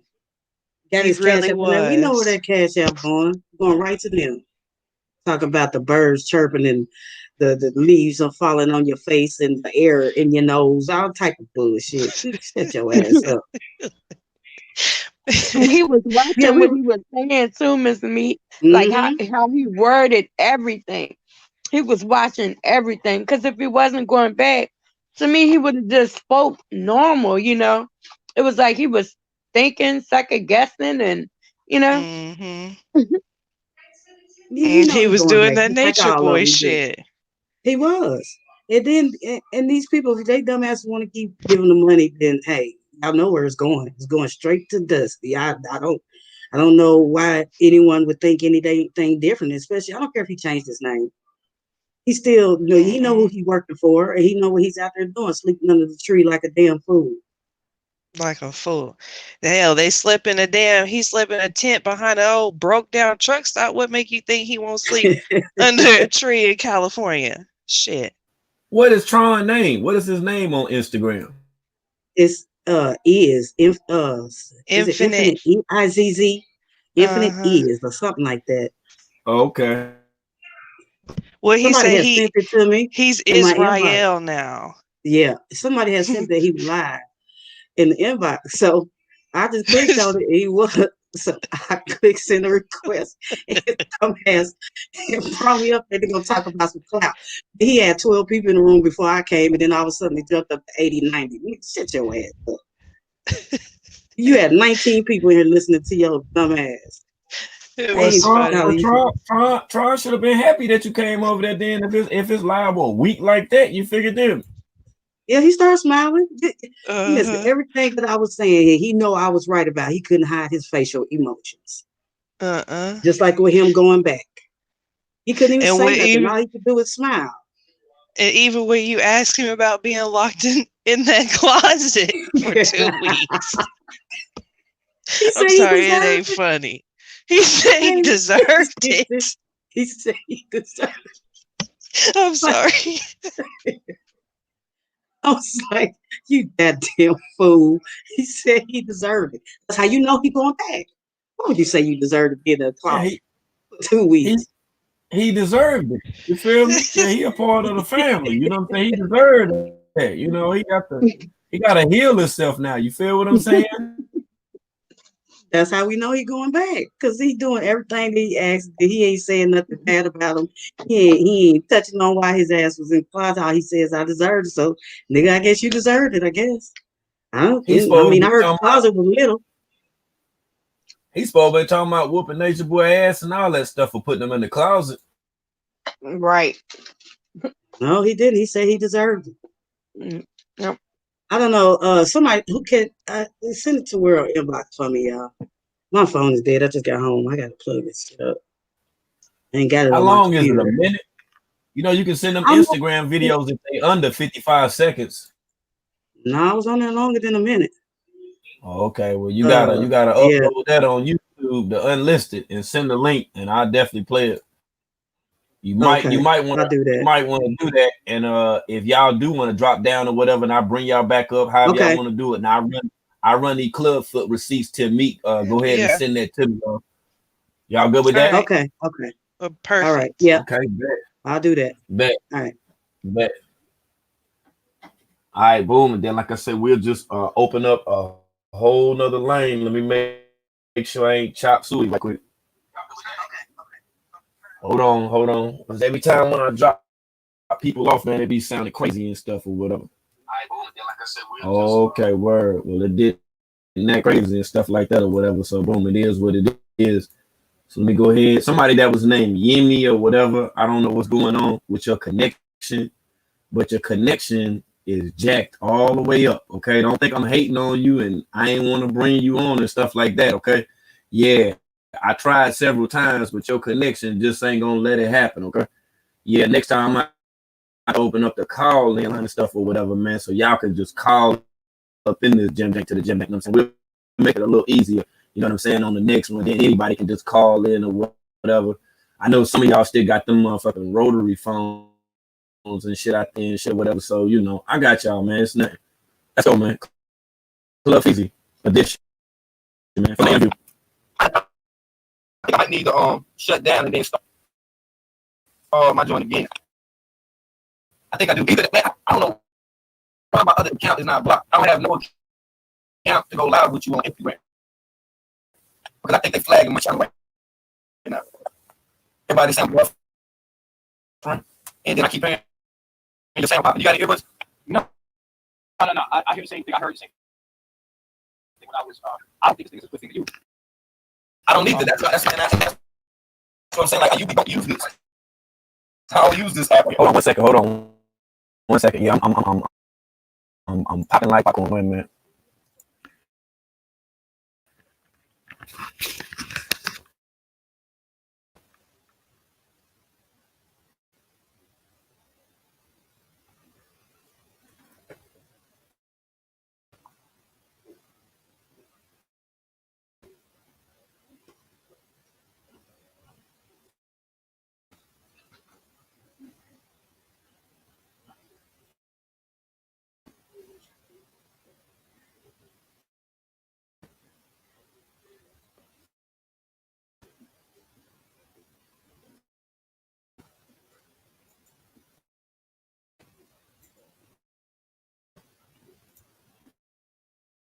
They just killing my joint. They didn't let my shit do nothing. Hold on. What the fuck?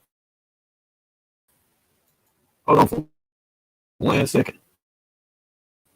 Oh, wow. Hold on. They just tried to kill my whole joint, man. But I'm back though. Hold on.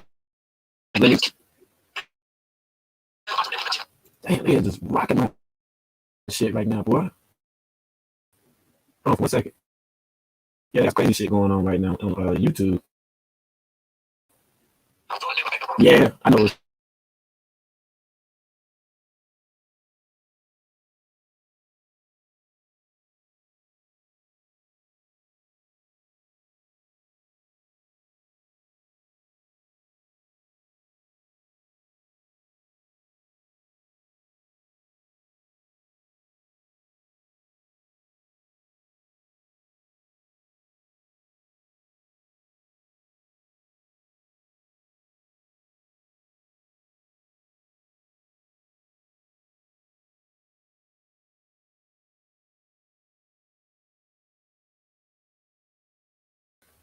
No, no. Once again, everybody that's tuning in, when you hear it choppy like that, all I'm gonna do is just leave and come back. All you gotta do is just refresh. That's all that you gotta do. Okay.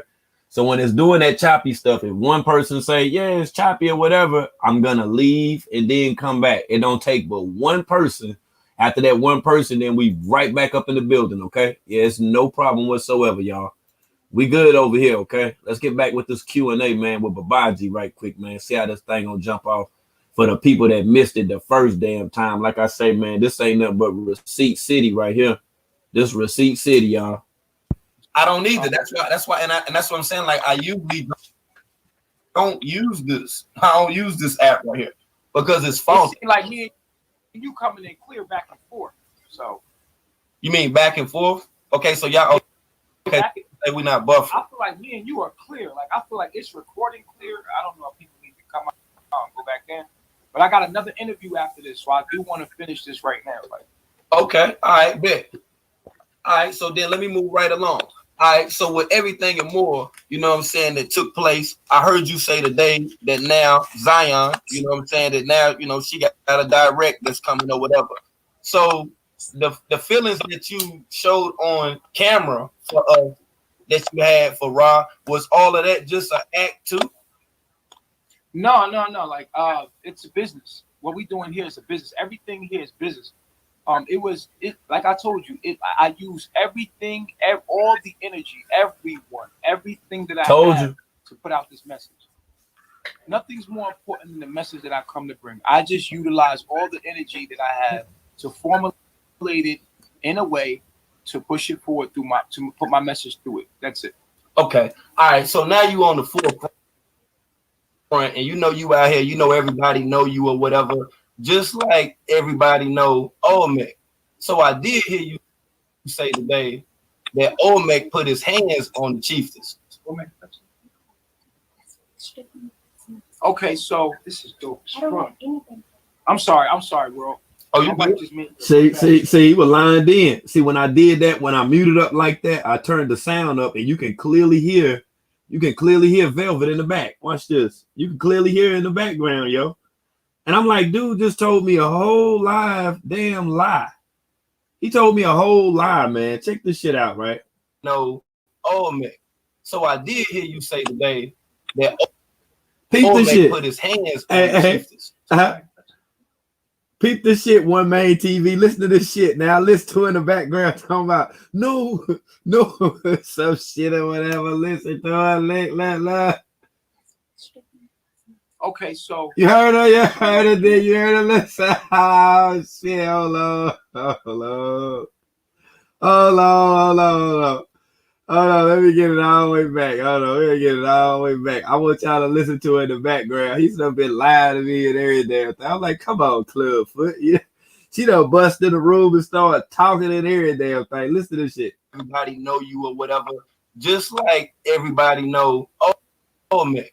So I did hear you say today that Olmec put his hands on the chieftains. Okay, so I'm sorry. Oh shit. That was a lie too. You heard her? She said, no, I don't want any, no. This jewelry chain, bro. This is powerful. That's right, baby. You see it? These are nice, right? All right, let me finish the interview. I'm right here. Say it again. Repeat what you said, please. It just slipped my mind from that when I heard you talking about how powerful that the jewelry was. Yo, it just blew my mind, just like that. You know, so I move right along. I move along with the next question. So my next question to be, you know, so now with you saying that you monogamous, right? So is this the act as well? Huh? Is being monogamous an act? No. I mean, all things action. All things are acts. This is not fugazi. This is very real. This is very true. Ain't nothing. Mm-hmm. And like I say, I done seen a couple of y'all comments already. Now, to the people that's saying that stuff, saying, well, we need to get Sybil over here and stuff like that or whatever. Okay, I'm gonna tell you to go and inbox Sybil. You see what I'm saying? See, it ain't on me. I just report. You feel what I'm saying? I'm not like breaking my neck to like pay her $500 and stuff like that or whatever. Now, if you like to and you want me to interview her and she say, okay, it's cool. If you want to pay her $500, I'm down with that. See, like I didn't build a channel up with begging people to come over here so I can interview them. They usually would contact me. And then when they do contact me, then we just go through with it, or I'll just record it and play the shit or whatever, you know, and then that's the way that it go. I don't take it that motherfucking serious right there. You know what I'm saying? She probably tuning in, you know what I'm saying, listening right now. Like I say, her truth is her truth. Now, as far as further questions, you know, that people may have in reference to what took place and all of that or whatever, I don't think that, you know, she just gonna come up off that information like that. Now, if there's other people that's saying that they think that she's still affiliated with Carbonation or whatever, hey, you know, that's basically going off of the shit that we've seen in the past, as Godmama was saying a little earlier. I mean, we've seen it all before with Nana, you know. So I don't just, you know, take any of that shit on, you know, face value and shit like that or whatever. Like, motherfuckers gotta prove shit to me. You feel what I'm saying? That's word up, man. And somebody say I'm giving her free press. Shit, if that's the case, I'm giving Clubfoot free press. If we had an issue, you would be getting some free press over this motherfucker. You feel what I'm saying? We just talking about this coat type of shit right now. Nah, ain't nothing free. Ain't a damn thing free. See, all of this is done right here with a purpose behind it. You feel me? That's why I started off, and the title of this live stream, you know what I'm saying, is about chapter 2. See, I'm writing my book too. See, I don't have to say, oh, well, I need you to come over here and to build my channel up and shit, you know what I'm saying, with an interview and stuff like that or whatever. Nah, this Being Team Productions. This shit is it's comprised of a whole bunch of shit over this motherfucker. You feel what I'm saying? Right. And this is why the people tune in. Because like I say, you never know how this shit gonna go down over here. Sometime I'm gonna be reading the book. Hell, other motherfucking times, man, we just gonna be chilling. Sometime I'll be playing the music like I'm gonna be doing later on and stuff or whatever, per the request from somebody that hit me up. But you know, like I say, it's all type of different stuff over here or whatever. But let me back it back right quick, because Meat wasn't up in here and a couple other people wasn't up in here or whatever. So I'm gonna go ahead and then run back through chapter 2 of how and why I reported on a coat. And we're going ahead and then make it official over here. And I'll show you what I'm talking about. I can write a book too. I ain't the best damn writer, but I can write a damn book too. So like I say, let's go back into the damn book. Let's go there. Now, anyone with common sense can listen to Babaji for 1 minute and tell that he full of shit. 2 minutes of listening to Babaji talk is the equivalent of subtracting everything you've been taught in life. And at each second of hearing the sound of his voice, if you can't get something from a person after talking to him, you've literally been robbed. I at all times call him the master thief, not master chief. Dude is about a 2 on a scale of 1 out of 10, in my opinion, as a master thief, a petty thief. He doesn't go and commit armed robberies to eat. But one thing for sure is he'll have his thumb in his mouth studying on tarot.com instead of utilizing indeed.com. The master thief, he doesn't master teach anything, nor has he proved any mastery over himself. But unfortunately, 3 out of 5, 3 out of 50 women fall for his lackluster tantric Google astrology wordplay. Yep. I read body language extremely well. And one thing I've noticed about the people that join his live streams on most occasions is that they're usually uncomfortable. They allegedly go to his live streams for the knowledge, although we heard from a few people how one is to receive the knowledge. Women are mostly somewhat and all smiles to see him, totally dismissing the knowledge simply for clout. And as strange as it is, some are even turned on by a man turned on by transgenders, as he has said on several occasions after admitting to me on an Instagram live. Out of the many times you've seen him hold conversations with goddesses, if the woman is light-skinned or easygoing in his opinion, the dynamics of the whole conversation is switched abruptly away from the knowledge, the centrally being theme on sex for the social media to view. It's a form of humiliation. Above all, I truly believe the mass majority of the things we have seen and continue to see from carbonation is all methodical and sacrificialism. I'm almost sure of it. Babaji will low-key use pseudo-tantric gay blade dance moves that stimulate women who are stimulated by both genders, further giving supportive evidence of his Baphometic agenda. All cult leaders, whether they state it verbally or through their actions, are all about power and sex. Thus, the Bridgeway is built for the children despite the psychologically unfit conditions and pseudo-love gang statements that are made. There's no love, definitely no love of self, thus no knowledge of self.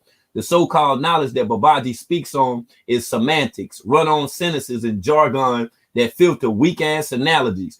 How could anybody believe anything that he says? Easy. As a child, you believed in the Tooth Fairy, the Easter Bunny, the Boogeyman, and a long list of other lies. Lies to give you the impression of the idea of something. Most women are impressed by Clubfoot's gay stripper moves and his argumentative female-ass ways. Cult leaders are no different than the make-believe characters I just mentioned, and Babaji is in fact one of the biggest characters of them all. Character, not like a cartoon, but the characters that make up words, letters that are combined. A little semantics and even more bullshit, to be honest with you. But people like Babaji don't even believe themselves. He damn sure doesn't, but somehow managed to get a handful of people that play keep away with their problems to believe him. Although there's a difference between knowing and believing, right? So what in fact is the knowledge that he speaks so highly of? The same knowledge that he loves to claim is his, which is by far is the most funniest joke of them all. Babaji would damn near any and every, he'll damn near deny any and everything one could say about him of his past actions. Yo, you a demon, would be his response, and some stuff like that. All y'all do is lie on me. Come on, brother. But ask him about the knowledge and he'll nut up. No cap, aka no download.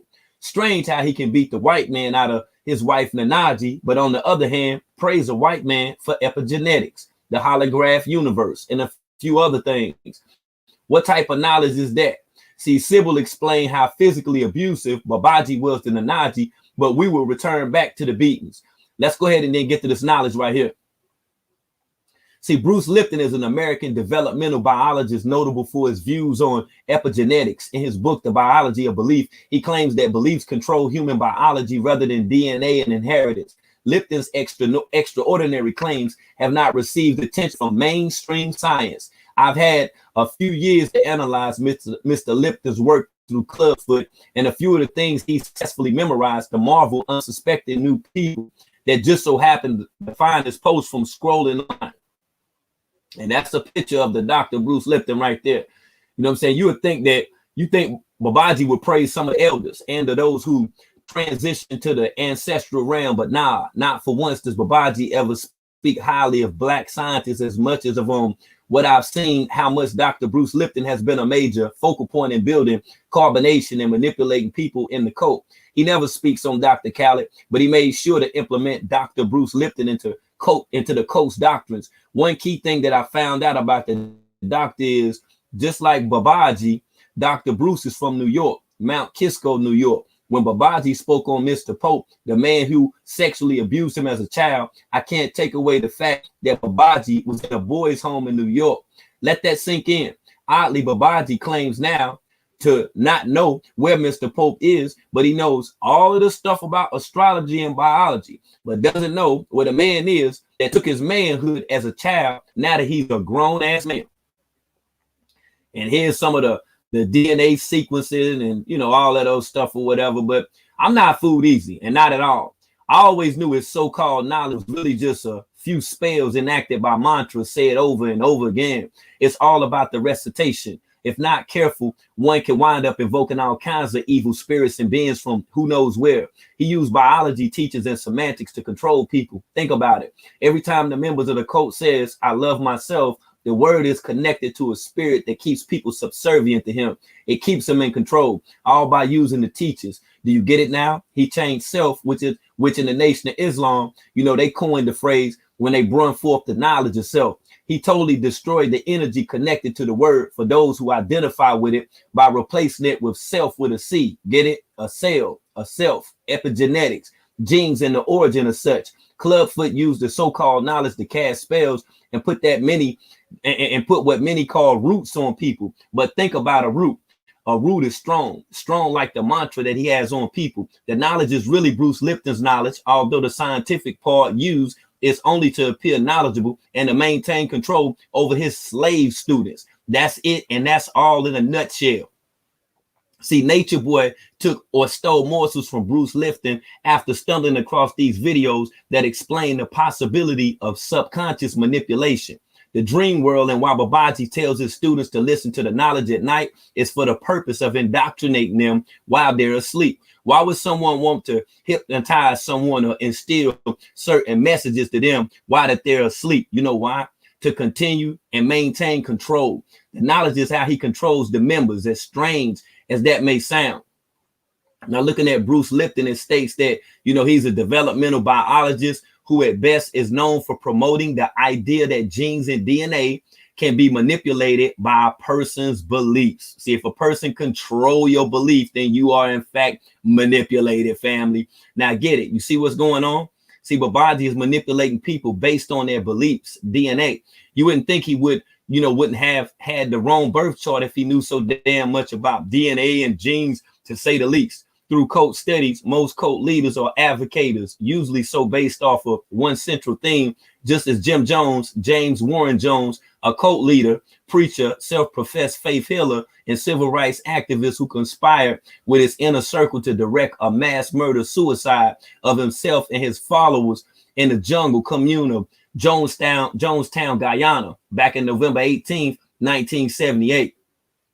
Jim used the church and him being a pastor, the platform for his actions. Jim Jones also used the knowledge to mind fuck his congregations and all who were exposed to his influence. That gave him reason to do certain things. And it also gave him an idea with good reason to collect many souls as possible by trapping their bodies and falsely indoctrinating with his form of God's teachings. The knowledge, you see, during Jim Jones' ministry, he strongly enforced that the church members call him dad, ironically, a figure Jim wasn't aware of after witnessing his mother's abusive boyfriend. Jim, just like Babaji, both had a similar upbringing to a degree, which I fully broke down in the Jim Jones movie almost a year ago. And that's the movie right here. It's two other breakdowns that I actually put on private, as you can clearly see right there. And not to stray too far from Dr. Bruce, but it's important to note that Babaji is an avid fan of European non-Black cult leaders, as if choosing from a certain ethnic group actually determines the effectiveness of the cult or the teachers thereof. Many of the things learned about Jones gave new light in the face of those unaware of cult manipulation and how it's in fact used to control and instill a certain order. And once again, it's all about control. And the main controlling factor is the knowledge, family. Okay. Right. And that's chapter 2. Like I say, I'm gonna be on my A game. Like I say, I'm gonna be on my A game. You already know what it is. Like I say, I got y'all, man. It's nothing. It's nothing. And like I say, when I put it together, because I've been writing like hell, but like I say, when I put it all together, you're gonna be able to go chapter for damn chapter and be able to see not only all of the discrepancies, but you'll really have a better understanding of who Clubfoot is, you know, just to add on with what you already know about Clubfoot or whatever, because I don't know every damn thing. But yeah, I figure, hell, I might as well put mine in the form of a damn book too then. You feel what I'm saying? Right, facts. And we'll just read like that. Hey, you feel me? Okay. Yeah, I don't know what y'all think about the book, but like I say, you know what I'm saying? I'm gonna keep on grinding. Yeah, I'm gonna keep on grinding, and I'm gonna keep on bringing y'all that work, okay? Just know that. Now let me go ahead and redrop that link. I'll go ahead and get y'all back up here, man. See what y'all got going on now. We still up in the building. I got y'all. And like I say, when that motherfucker chapter 3, when I drop that chapter 3, good God Almighty. Matter of fact, I'm gonna do about 4 more chapters, and then when I do my next live, when I come on, I'm just gonna be reading that Jim Jank to the Jim Jank. So when the people come up in here, you know what I'm saying, when they be saying, "What are you reading? This and that," just be like, "Yeah, we getting them Beam Team receipts. That's what the hell we reading." You know what I'm saying? How and why I reported on the coat. You feel me? No, Danny D, I will not be selling the book. I will not be selling the book. Nah.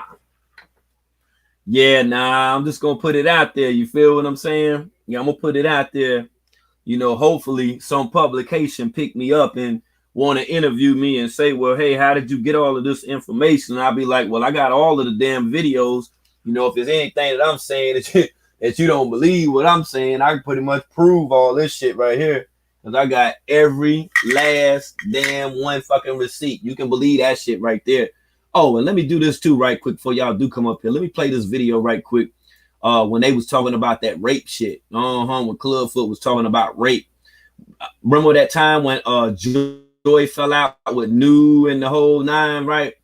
And when Clubfoot got up and then he addressed the shit or whatever, I'm gonna let y'all hear what he said about that situation, about rape and all this shit and the whole damn.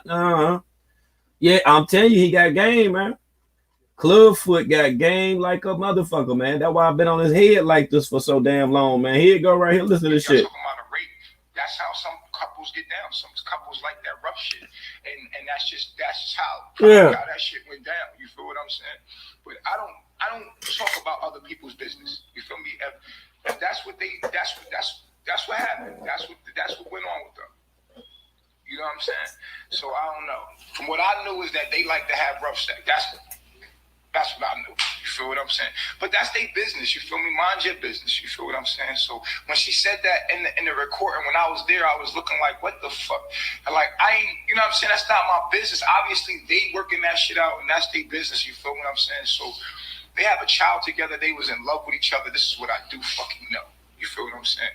And at the end of the day, it is what it is. Now, he's supposed to be a cult leader, but that's all that he had to say in reference to the possibility or the allegations that people had made in reference to Nubian and Nubian raping Joy. You feel what I'm saying? You see how sick that shit is, man? Right. Exactly. Cassie, he say rough sex is not his business. So he don't care nothing about that stuff right there or whatever.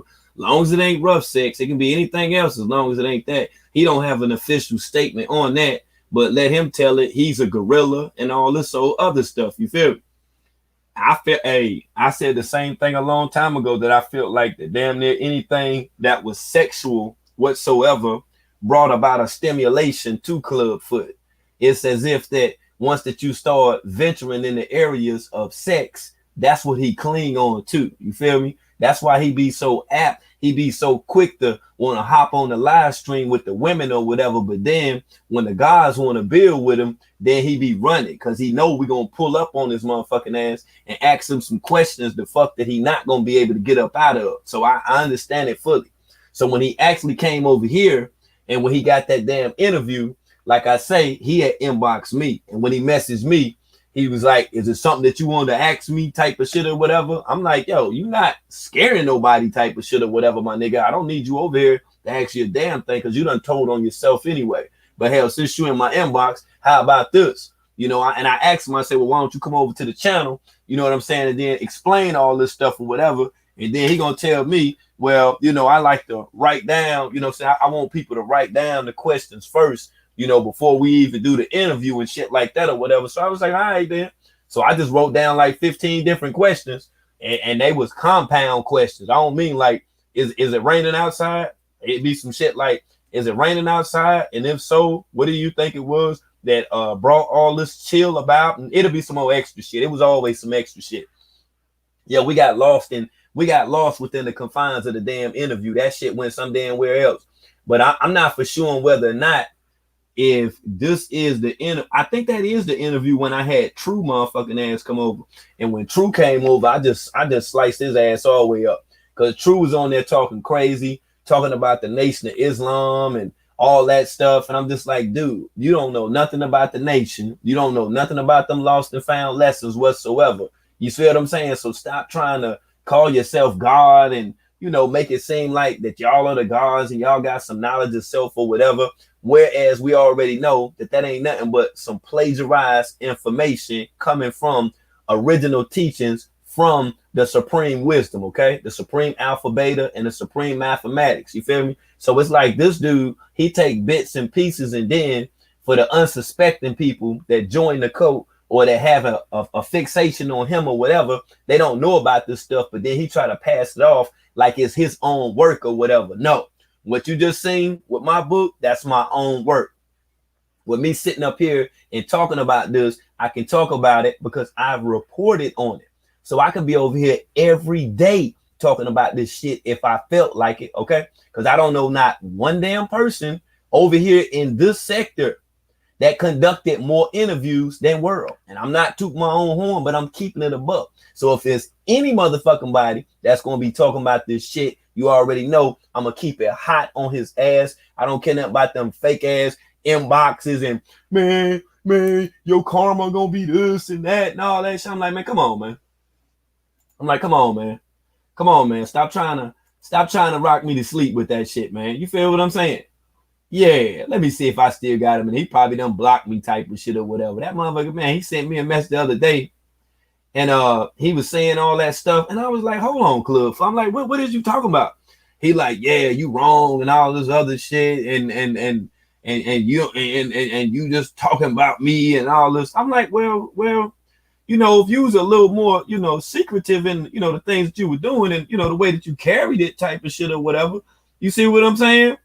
Yeah, I'm like, shit, you'll be to the Gucci. Then he gonna send me a picture of some dude off TikTok. I ain't even look at that shit. I ain't even look at it, man.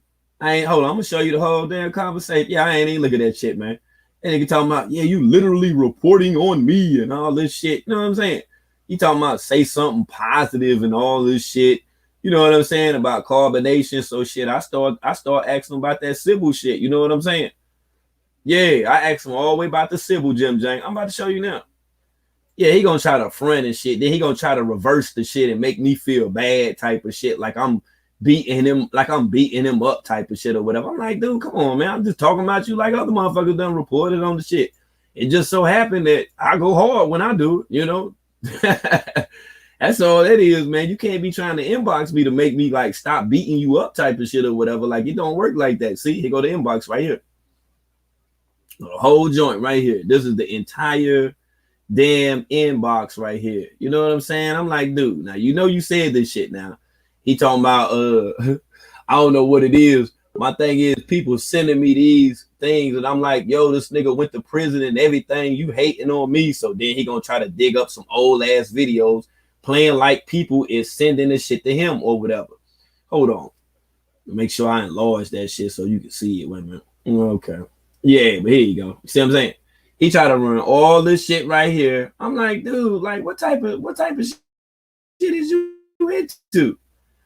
He talking about, yo, that's your whole claim to fame. It's to bring a nigga down. I'm like, nah, I ain't gotta do it. Bringing nobody down type of shit or whatever, dog. I got a job to do. Same shit. Anybody can talk. See what I'm saying? You speaking like it's facts. Bitches talk.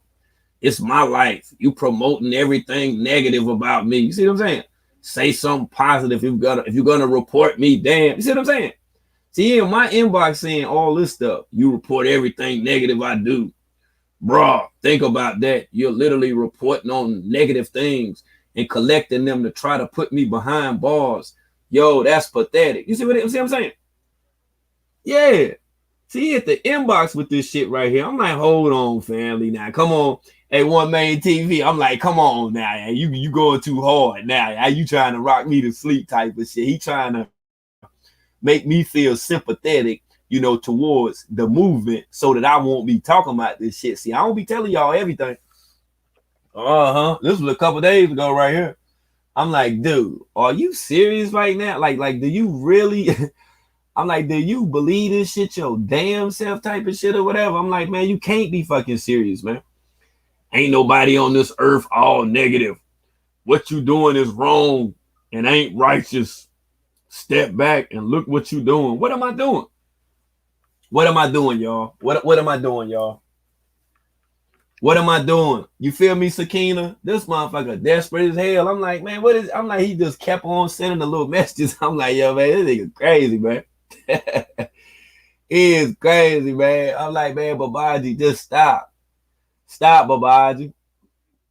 I did good, bad, and ugly. You choose to report negative only. I'm not mad. I'm only pointing out the obvious. You have devoted your life to speaking only negative about another black man, period. What is he talking about? What is he talking about, man? Yeah, man. Hold on. Now, somebody said, let bygones be bygones. You want to come up here and talk about it? Immortal, solid, baby. Hold on for a minute. I'm going to drop the link for you. You can come up here and talk about it. Because this is the network for that right here. I have a channel where I talk to people and stuff like that or whatever. Yeah, you come right up here and then talk about this stuff right here.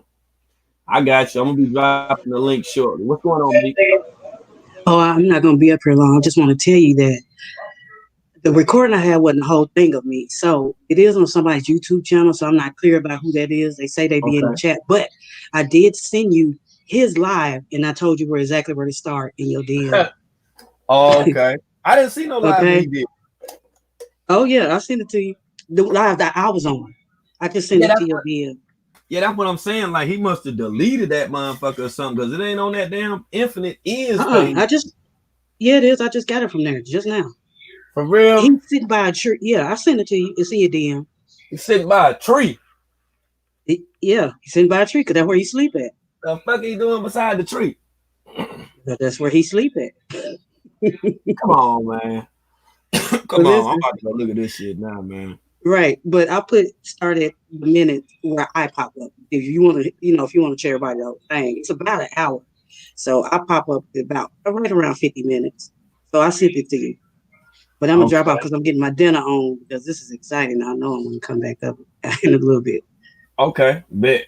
Okay. All right. Yeah. Oh, okay. I see him sit beside that motherfucking tree. What's wrong? Look crazy than that motherfucker, man. Charlie is wild, yo. The dude is wild, yo. Damn, yo. Tron out there beside the tree, yo. They dropping off like that. I know he didn't like that. They just would be dropping niggas at trees and shit out here. Yeah, he be dropping niggas by the tree, yo. You know what I'm saying? God, boy, you look rough, boy. Tron, boy. Boy, Tron, boy, you got like fucked up out here, boy. Say, boy, you looking rough, boy. Hey, I don't even want to scare y'all, man, when this shit pop up on the screen like this. Yeah, boy, but Tron, boy. Take my shit, boyfriend. Wait a minute, hold on.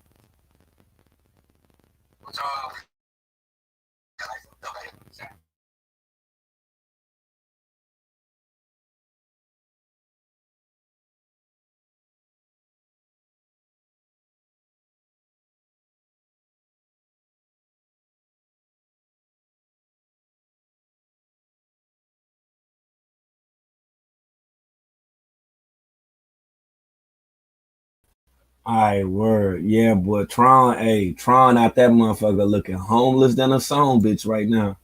That motherfucker look homeless as hell, boy. I was like, what the fuck going on with Tron, man? What the fuck, man? Damn, boy. He changed his name to Immortal Is. He should have changed his name to Immortal It or who did it, who done it type of shit or whatever. He looking fucked up out there, boy. Damn it, boy, Tron. Yo, boy. Boy, hey. It's a hard knock life out this motherfucker, boy. It's a hard knock life, my G. Good God almighty, that motherfucker, boy, he looked like a creature. He looked like he Black Lagoon type out this motherfucker. Wait a minute, hold on. They keep trying to update to the update on. Yeah, that motherfucker look like the Black Lagoon out this bitch. Look at Tron, man. Why Tron looking like that? Why is he looking like that, y'all? What the fuck? Shit, you trying your best, so that's cool. That motherfucker, boy. And then yeah, you know what I mean, people are going to be in the room, and then you can only look at me from your perspective. So You know, you're gonna come with, you know, oh, we clowned you, you did this, you did that. Like, you know what I mean? You're not me. You were never in my position. You don't know what it's like, you know what I mean, to be there. You don't even understand, you know what I mean, half of what you're talking about. So that's why I could never even feel no type of way about what you're saying. You know what I'm saying? On top of that, your name is Immortal.std. That's crazy. So I mean, you clowning yourself just by you even showing up and saying something in the comments. Even you commenting with that name. Mr. and Mrs. Meat 37.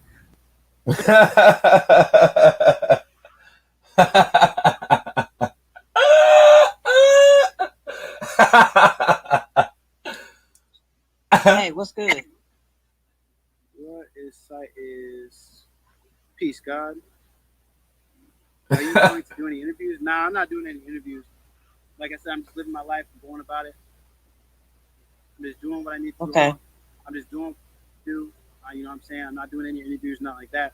I think that, you know, when we, you know, come out in circumstances or we're making a change in our life, we should be promoting positivity and we should be doing the best. I know a lot of y'all want to dwell within the lower self. I know a lot of y'all want to dwell within the demons. You want to hear the cloud. You guys just want entertainment. You know what I'm saying? And a lot of y'all are really disturbed. You know what I mean? And if you are disturbed by someone's energy, or if you don't agree with someone, like I don't know why you would even, you know, bother trying to get in the comments, or, you know what I mean? You could say you care, but if you really cared, wouldn't you directly message me in my inbox? So as far as me doing, you know, interviews and stuff like that, if you really want to know something, or if you really have questions, you can always inbox me. You can, you know, ask the questions. But as far as putting people's business out there or doing interviews, it just doesn't need, because it's just fueling that. It's just fueling what people want to see.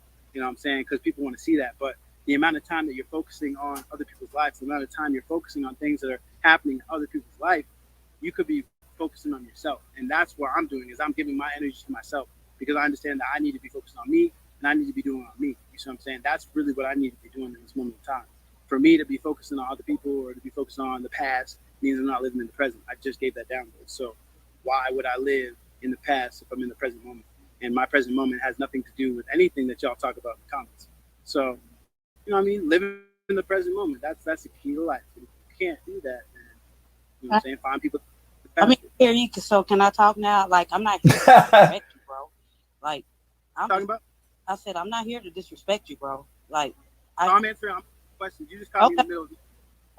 Okay. Well, okay. So let me ask you this, bro. Like, you're being real, right?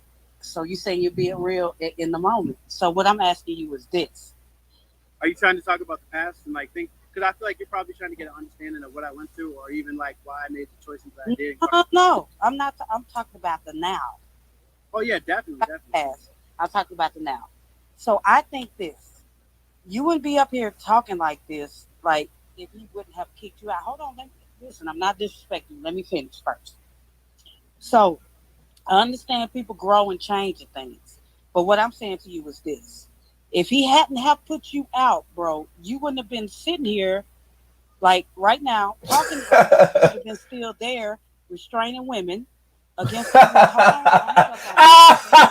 Look at Charlie. I got a question. Can I ask a question? Okay. Is this coming from your perception or your perspective, or is this like something that, I mean, like I understand what you're saying. Like I could see you, right? There could have been family drama within your family, and two people could have been fighting. And if two people are fighting in your family, and then you're like holding someone back, am I supposed to look at you and be like, oh, you shouldn't even touch that person? Or should I look at like, and this is your family, right? So if you're dealing with your family and two people are going at it, and two people are trying to fight each other, they're like dogs trying to fight each other, and you're holding someone back from even going in and you know, getting the ass whooped, or going in and, you know, dealing with something that they shouldn't be dealing with. If I see you doing that, am I supposed to look at you crazy, or am I supposed to look at you like, all right, cool, you were just breaking shit up? Oh my God. Hey, look at here, man. I can't even go through this motherfucker. Carla Bradford got me hollering up in this motherfucker right now, yo.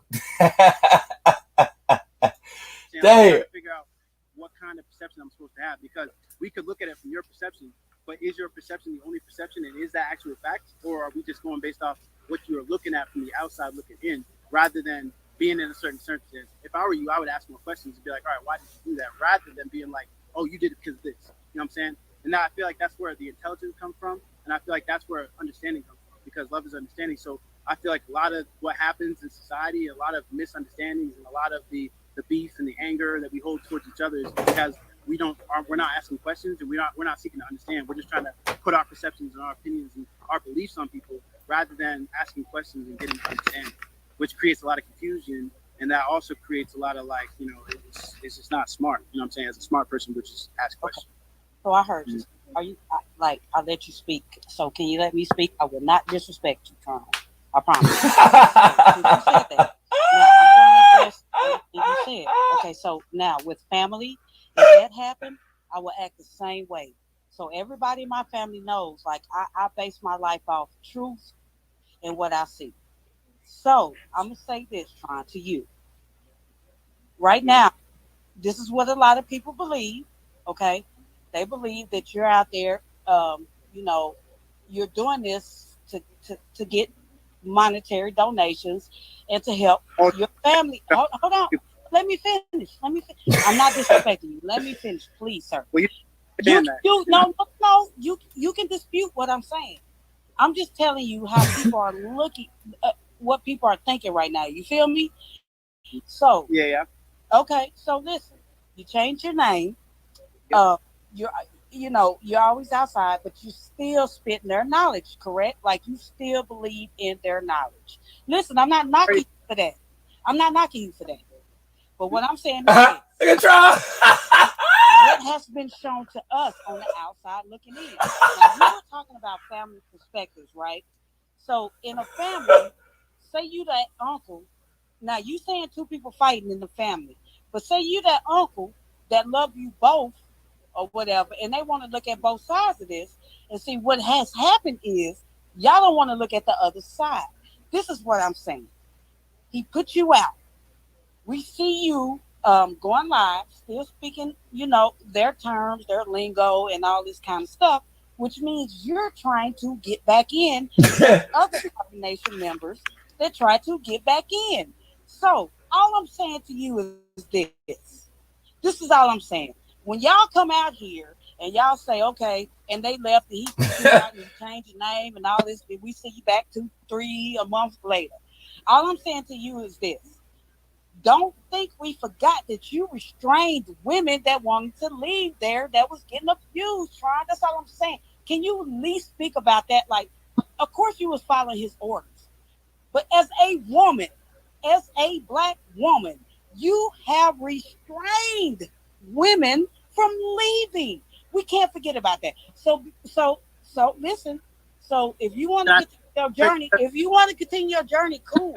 But address that first, please. Yeah, sir. but what you just said, what you just stated was not facts at all, because she wasn't leaving. If she was leaving, she would have been going the other way. What you don't know is that that snippet that you got. Okay. That snippet that you got is actually a recording of another house, of someone that was in another house. You know what I'm saying? We were in like a little apartment, not even an apartment complex, but like there was multiple houses around. That recording that you had was from someone else's house, not even Carbonation. Someone else's house recorded that because they saw commotion and they recorded it. It's the right thing to do. Not even the right thing to do. It would have gone out. That was, but, I mean, you know what I mean? They didn't know what was going on, so they recorded, right? They put the information out. Mind you, she wasn't leaving. To leave, you have to go up because that's the hill. We were on a hill. We were on a mountain. So for her to leave, she would have had to go up. She was coming back down to try to get in the house. I was restraining to make sure that there was going to be no physical contact or fight between the two parties. That's what I was doing. Now, from your perception, it could have looked like, oh yeah, she was trying to leave, and but if you actually had a view of where we were at, if you actually had a view of what was going on, then and you were there, you would have been like, oh okay. But because you weren't there, because you actually didn't get to see, then it leaves open or opportunity for people to come up with their own perceptions and their own perspectives to try to make it seem like what it is. Now you can do what you want with that. That's fine, because at the end of the day, I can't make, you weren't there, so I can't force you to believe that. So obviously people are going to speculate. I've even done that before. I've been in a situation where I've seen some shit and I'm like, oh, and I tried to make it seem like it was something because I wasn't there. I didn't know, so I can only speculate from my perception and how I view people. So if I felt like the group of the people or whatever, I didn't like them, then obviously it was going to be a negative effect. You know what I'm saying? And if you're like a good person out of the bunch or whatever, but you're still associated with these people, then it's going to look some type of way. So regardless, it's going to be what it is. And you can even ask her too. Like you can literally go and ask her. I have 1 minute and 44 seconds left. So if you want to ask her, It's not just her. It's not just her. I'm sorry, sir. you can go ask. It was other people that said you did the same. You're talking about Velvet. I'm not just talking about her. It was other people that said the same thing. You talk about people. Or you say people that were there or people on the outside? Because you can go talk No, to people them. that were, And she already well, no, people that were there. Listen. she already cleared that whole thing up. If you actually, yeah, but you could talk to her herself. She was actually.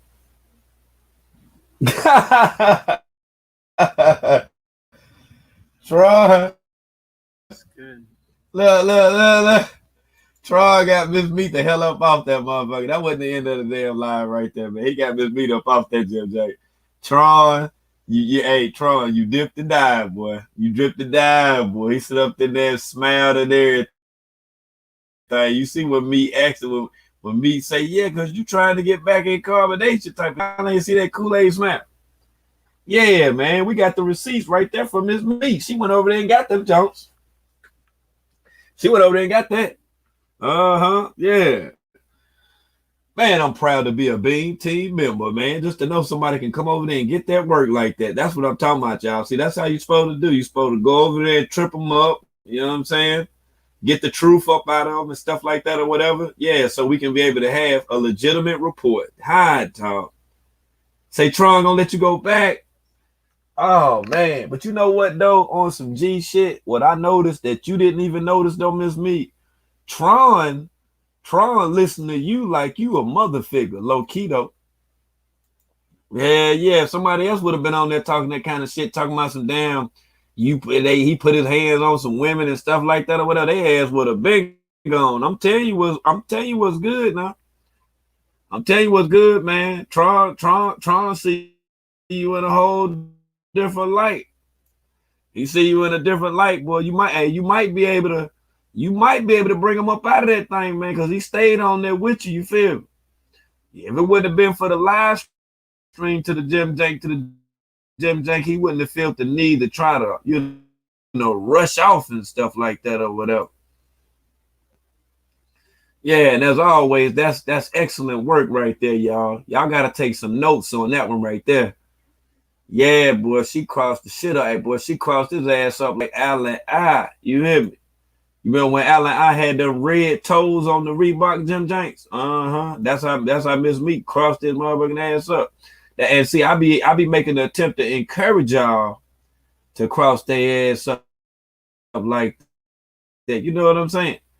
Cause it ain't like they gonna tell you the truth any damn. You know what I'm saying? You gotta get that stuff up out of them, man. And just like when you be seeing people on the first 48 and shit or whatever, when them detectives being there working this shit, man, motherfuckers don't just come in there and start talking, man. You gotta try to, you know what I'm saying? You gotta try to do something now. Make light of the situation. And see, people like Tron ain't gonna do them, but try to overtalk you. You see what I'm saying? Every point that she made, he kept trying to come back with some old jungle voodoo ass shit or whatever. I can't stand when they be doing that shit. I be like, man, just shut the fuck up. You know what I'm saying? Like just listen one time. You ain't gotta do all that motherfucking talking and shit.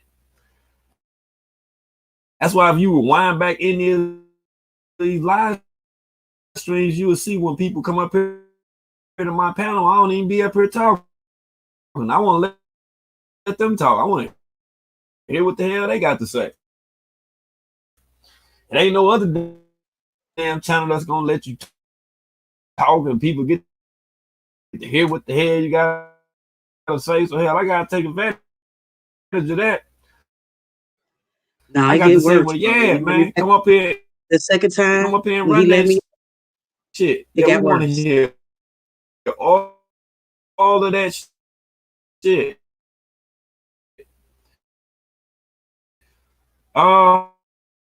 Look, every last bit of it, we want to Hey, you real? all of Hey, world, can you hear me? that, y'all. Come on with it. I don't think he can hear me. Can you hear me? Say it was some more. Yep. Miss Me Yep. went off. Oh, okay. Yeah. I didn't know it was some more. That live stream right there went off. Now I don't know if she come back on another video or something like that.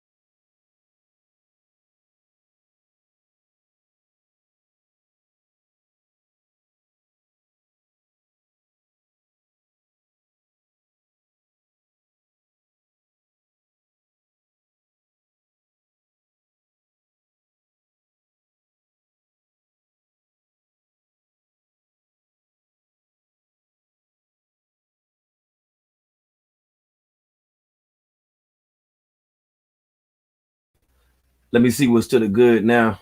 Okay, yeah, I ought to be extra crispy now.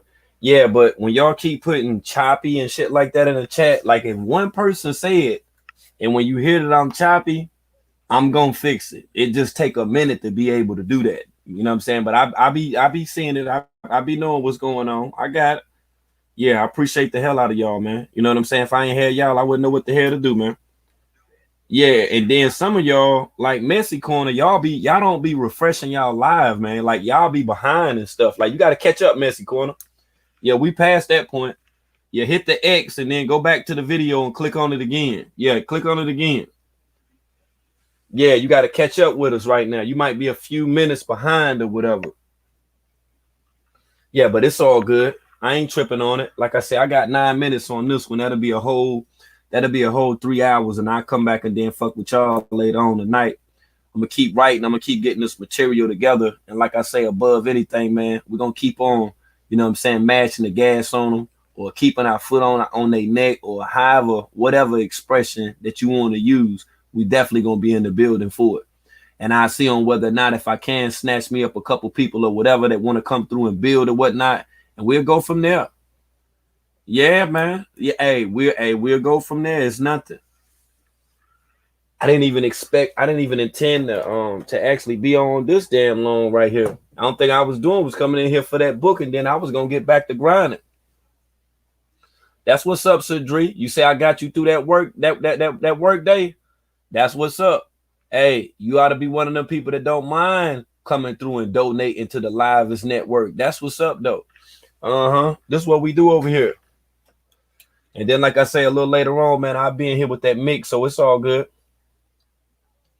Damn, Haitian QT, your phone going dead and stuff. Hey, yo, you supposed to keep juice on your phone for the Livest Network. See, if you miss somebody talking some gossip and beefing and shit, you already pretty much know how that's gonna go. But then when you come over here, you don't know what the live stream gonna be about. So you gotta be on deck, man. Yeah, man. Yo, you gotta be on deck. But that's what's up, though. Like I say, man, Beam Gang for life, man. Y'all already know how we moving. Like I say, I have Meat back up here, and she can add on with us and explain what the hell took place with the rest of that damn Tron video, because I damn sure want to know. Yeah, I damn sure want to know. And we'll do it like that right there. What my likes looking like right now? Let me see how y'all did. Damn, man, y'all ain't even give me 300 likes, man. I feel like, man, y'all. Okay, Carla. Okay, what account are you gonna DM me? Cause y'all swear y'all be sending me messages. I don't never get no damn message. Hold on, I'm about to put my page up here right quick so y'all can know what channel it is. So y'all can't be saying y'all sent me a message and be lying and shit and saying, oh, I sent you this and that. No, I'm just gonna put it on the damn screen, and then you'll know what the channel is. Okay. Yeah, I got too many damn channels, so I'm gonna show you the channel that I'm using at this time right now, and this the channel right here. Yeah, you can come over here and send a message right here. Say, yeah, World News. I was trying to get in contact with you. Here it is right here. I might have to start leaving this on the screen so people can know, because y'all swear y'all be sending me messages. I ain't got not one damn message, not even from the other person that said they came over here and then sent the message, but it is what it is. Shout out to Miss Joanne all the way in the DR right now on vacation. We see you, Miss Joanne. We sending positive energy to you out there in the Dominican Republic. That's what's up right there. Yo, Miss Joanne, if you would have waited a little bit, hell, you probably would have been over there with Dekulu, Zoe, and Delana. You feel me? You know, Dekulu got that land over there in that Dominican Republic. Hell yeah. He got that land over there. That's what's up right there. So like I say, I will definitely be back. That's my DM right there. Shout out to Dekulu and the family. Extra shout out to Dekulu and the family, man, for repping them World Game t-shirts too, man. You know, I'm gonna have to post you up over here during my live stream. I got you. I didn't even get to make the post on Instagram, but I definitely got you, okay? And if there's anything else, y'all make sure that you hit the DM up. Yeah, CC, she hit him hard, didn't she? Yeah, you say you think you blocked on Instagram. I don't know. That's your name on Instagram, or do I have to look? Because I can find out what your name really the fuck is, okay? So what's your name on Instagram? Tell me what your Instagram name is before I end this live. I might have to inbox you from a whole nother channel, but I can find out who you are. Well, I'm just asking though. I don't want you to think nobody doxing you and shit like that or whatever. So that's why I be asking people like, hey, what's your name? You know, who is it or whatever? Because I don't want to have to sit down and you know, dedicate 5 minutes to figuring out who you are type of shit or whatever. You see what I'm saying? So hold on, I'm gonna wait on that person to go ahead and drop their Instagram name so I can know. If not, I'm gonna start looking in their shit, and I don't even want to start doing that because I got something else to do. Yeah, but I will dedicate a good 5 minutes though. I pretty much can tell you a whole bunch of stuff if you like me to. It won't be a problem. Matter of fact, I'll do it for free if you like, okay? All right, where we at? Where we at? That person still ain't dropped no damn name yet. That's why I say I think a lot of y'all just be flogged, and I think y'all just be putting that shit in the comments and stuff or whatever, man. Yeah, man. Yo, twin, go back and screenshot who that person was talking about that they was gonna send a DM. The immortal solid baby or something like that. Let me go ahead and get that link so I can find out who this is right quick, and we'll go from there. But shout out to Chantel, shout out to Peace to the Gods. I see y'all too. You already know what it is. Extra salute. Shout out to Aset, where you at? I see you. My #1 moderator up in the motherfucking building. All right, and like I said, I'll be back up in this gym jank a little later. It's probably gonna be, I don't know if I'm gonna do it tonight. Yeah, I don't know if I'm gonna do it tonight. It might be this afternoon. But if I ain't on this afternoon, you can bet your damn bottom dollar that I'll be up in here late night to the late night. I'm just gonna get a bunch of material together for y'all. That's all that it is. Yeah, so we can shout out to Dugan Boy. I ain't even say shout out to Dugan Boy or Virgo Baby, man. You know I'm tripping. Miss Joanne, you better be safe over there, all right? And I'm gonna see y'all on the next one. Shout out to Haitian QT. You know we move.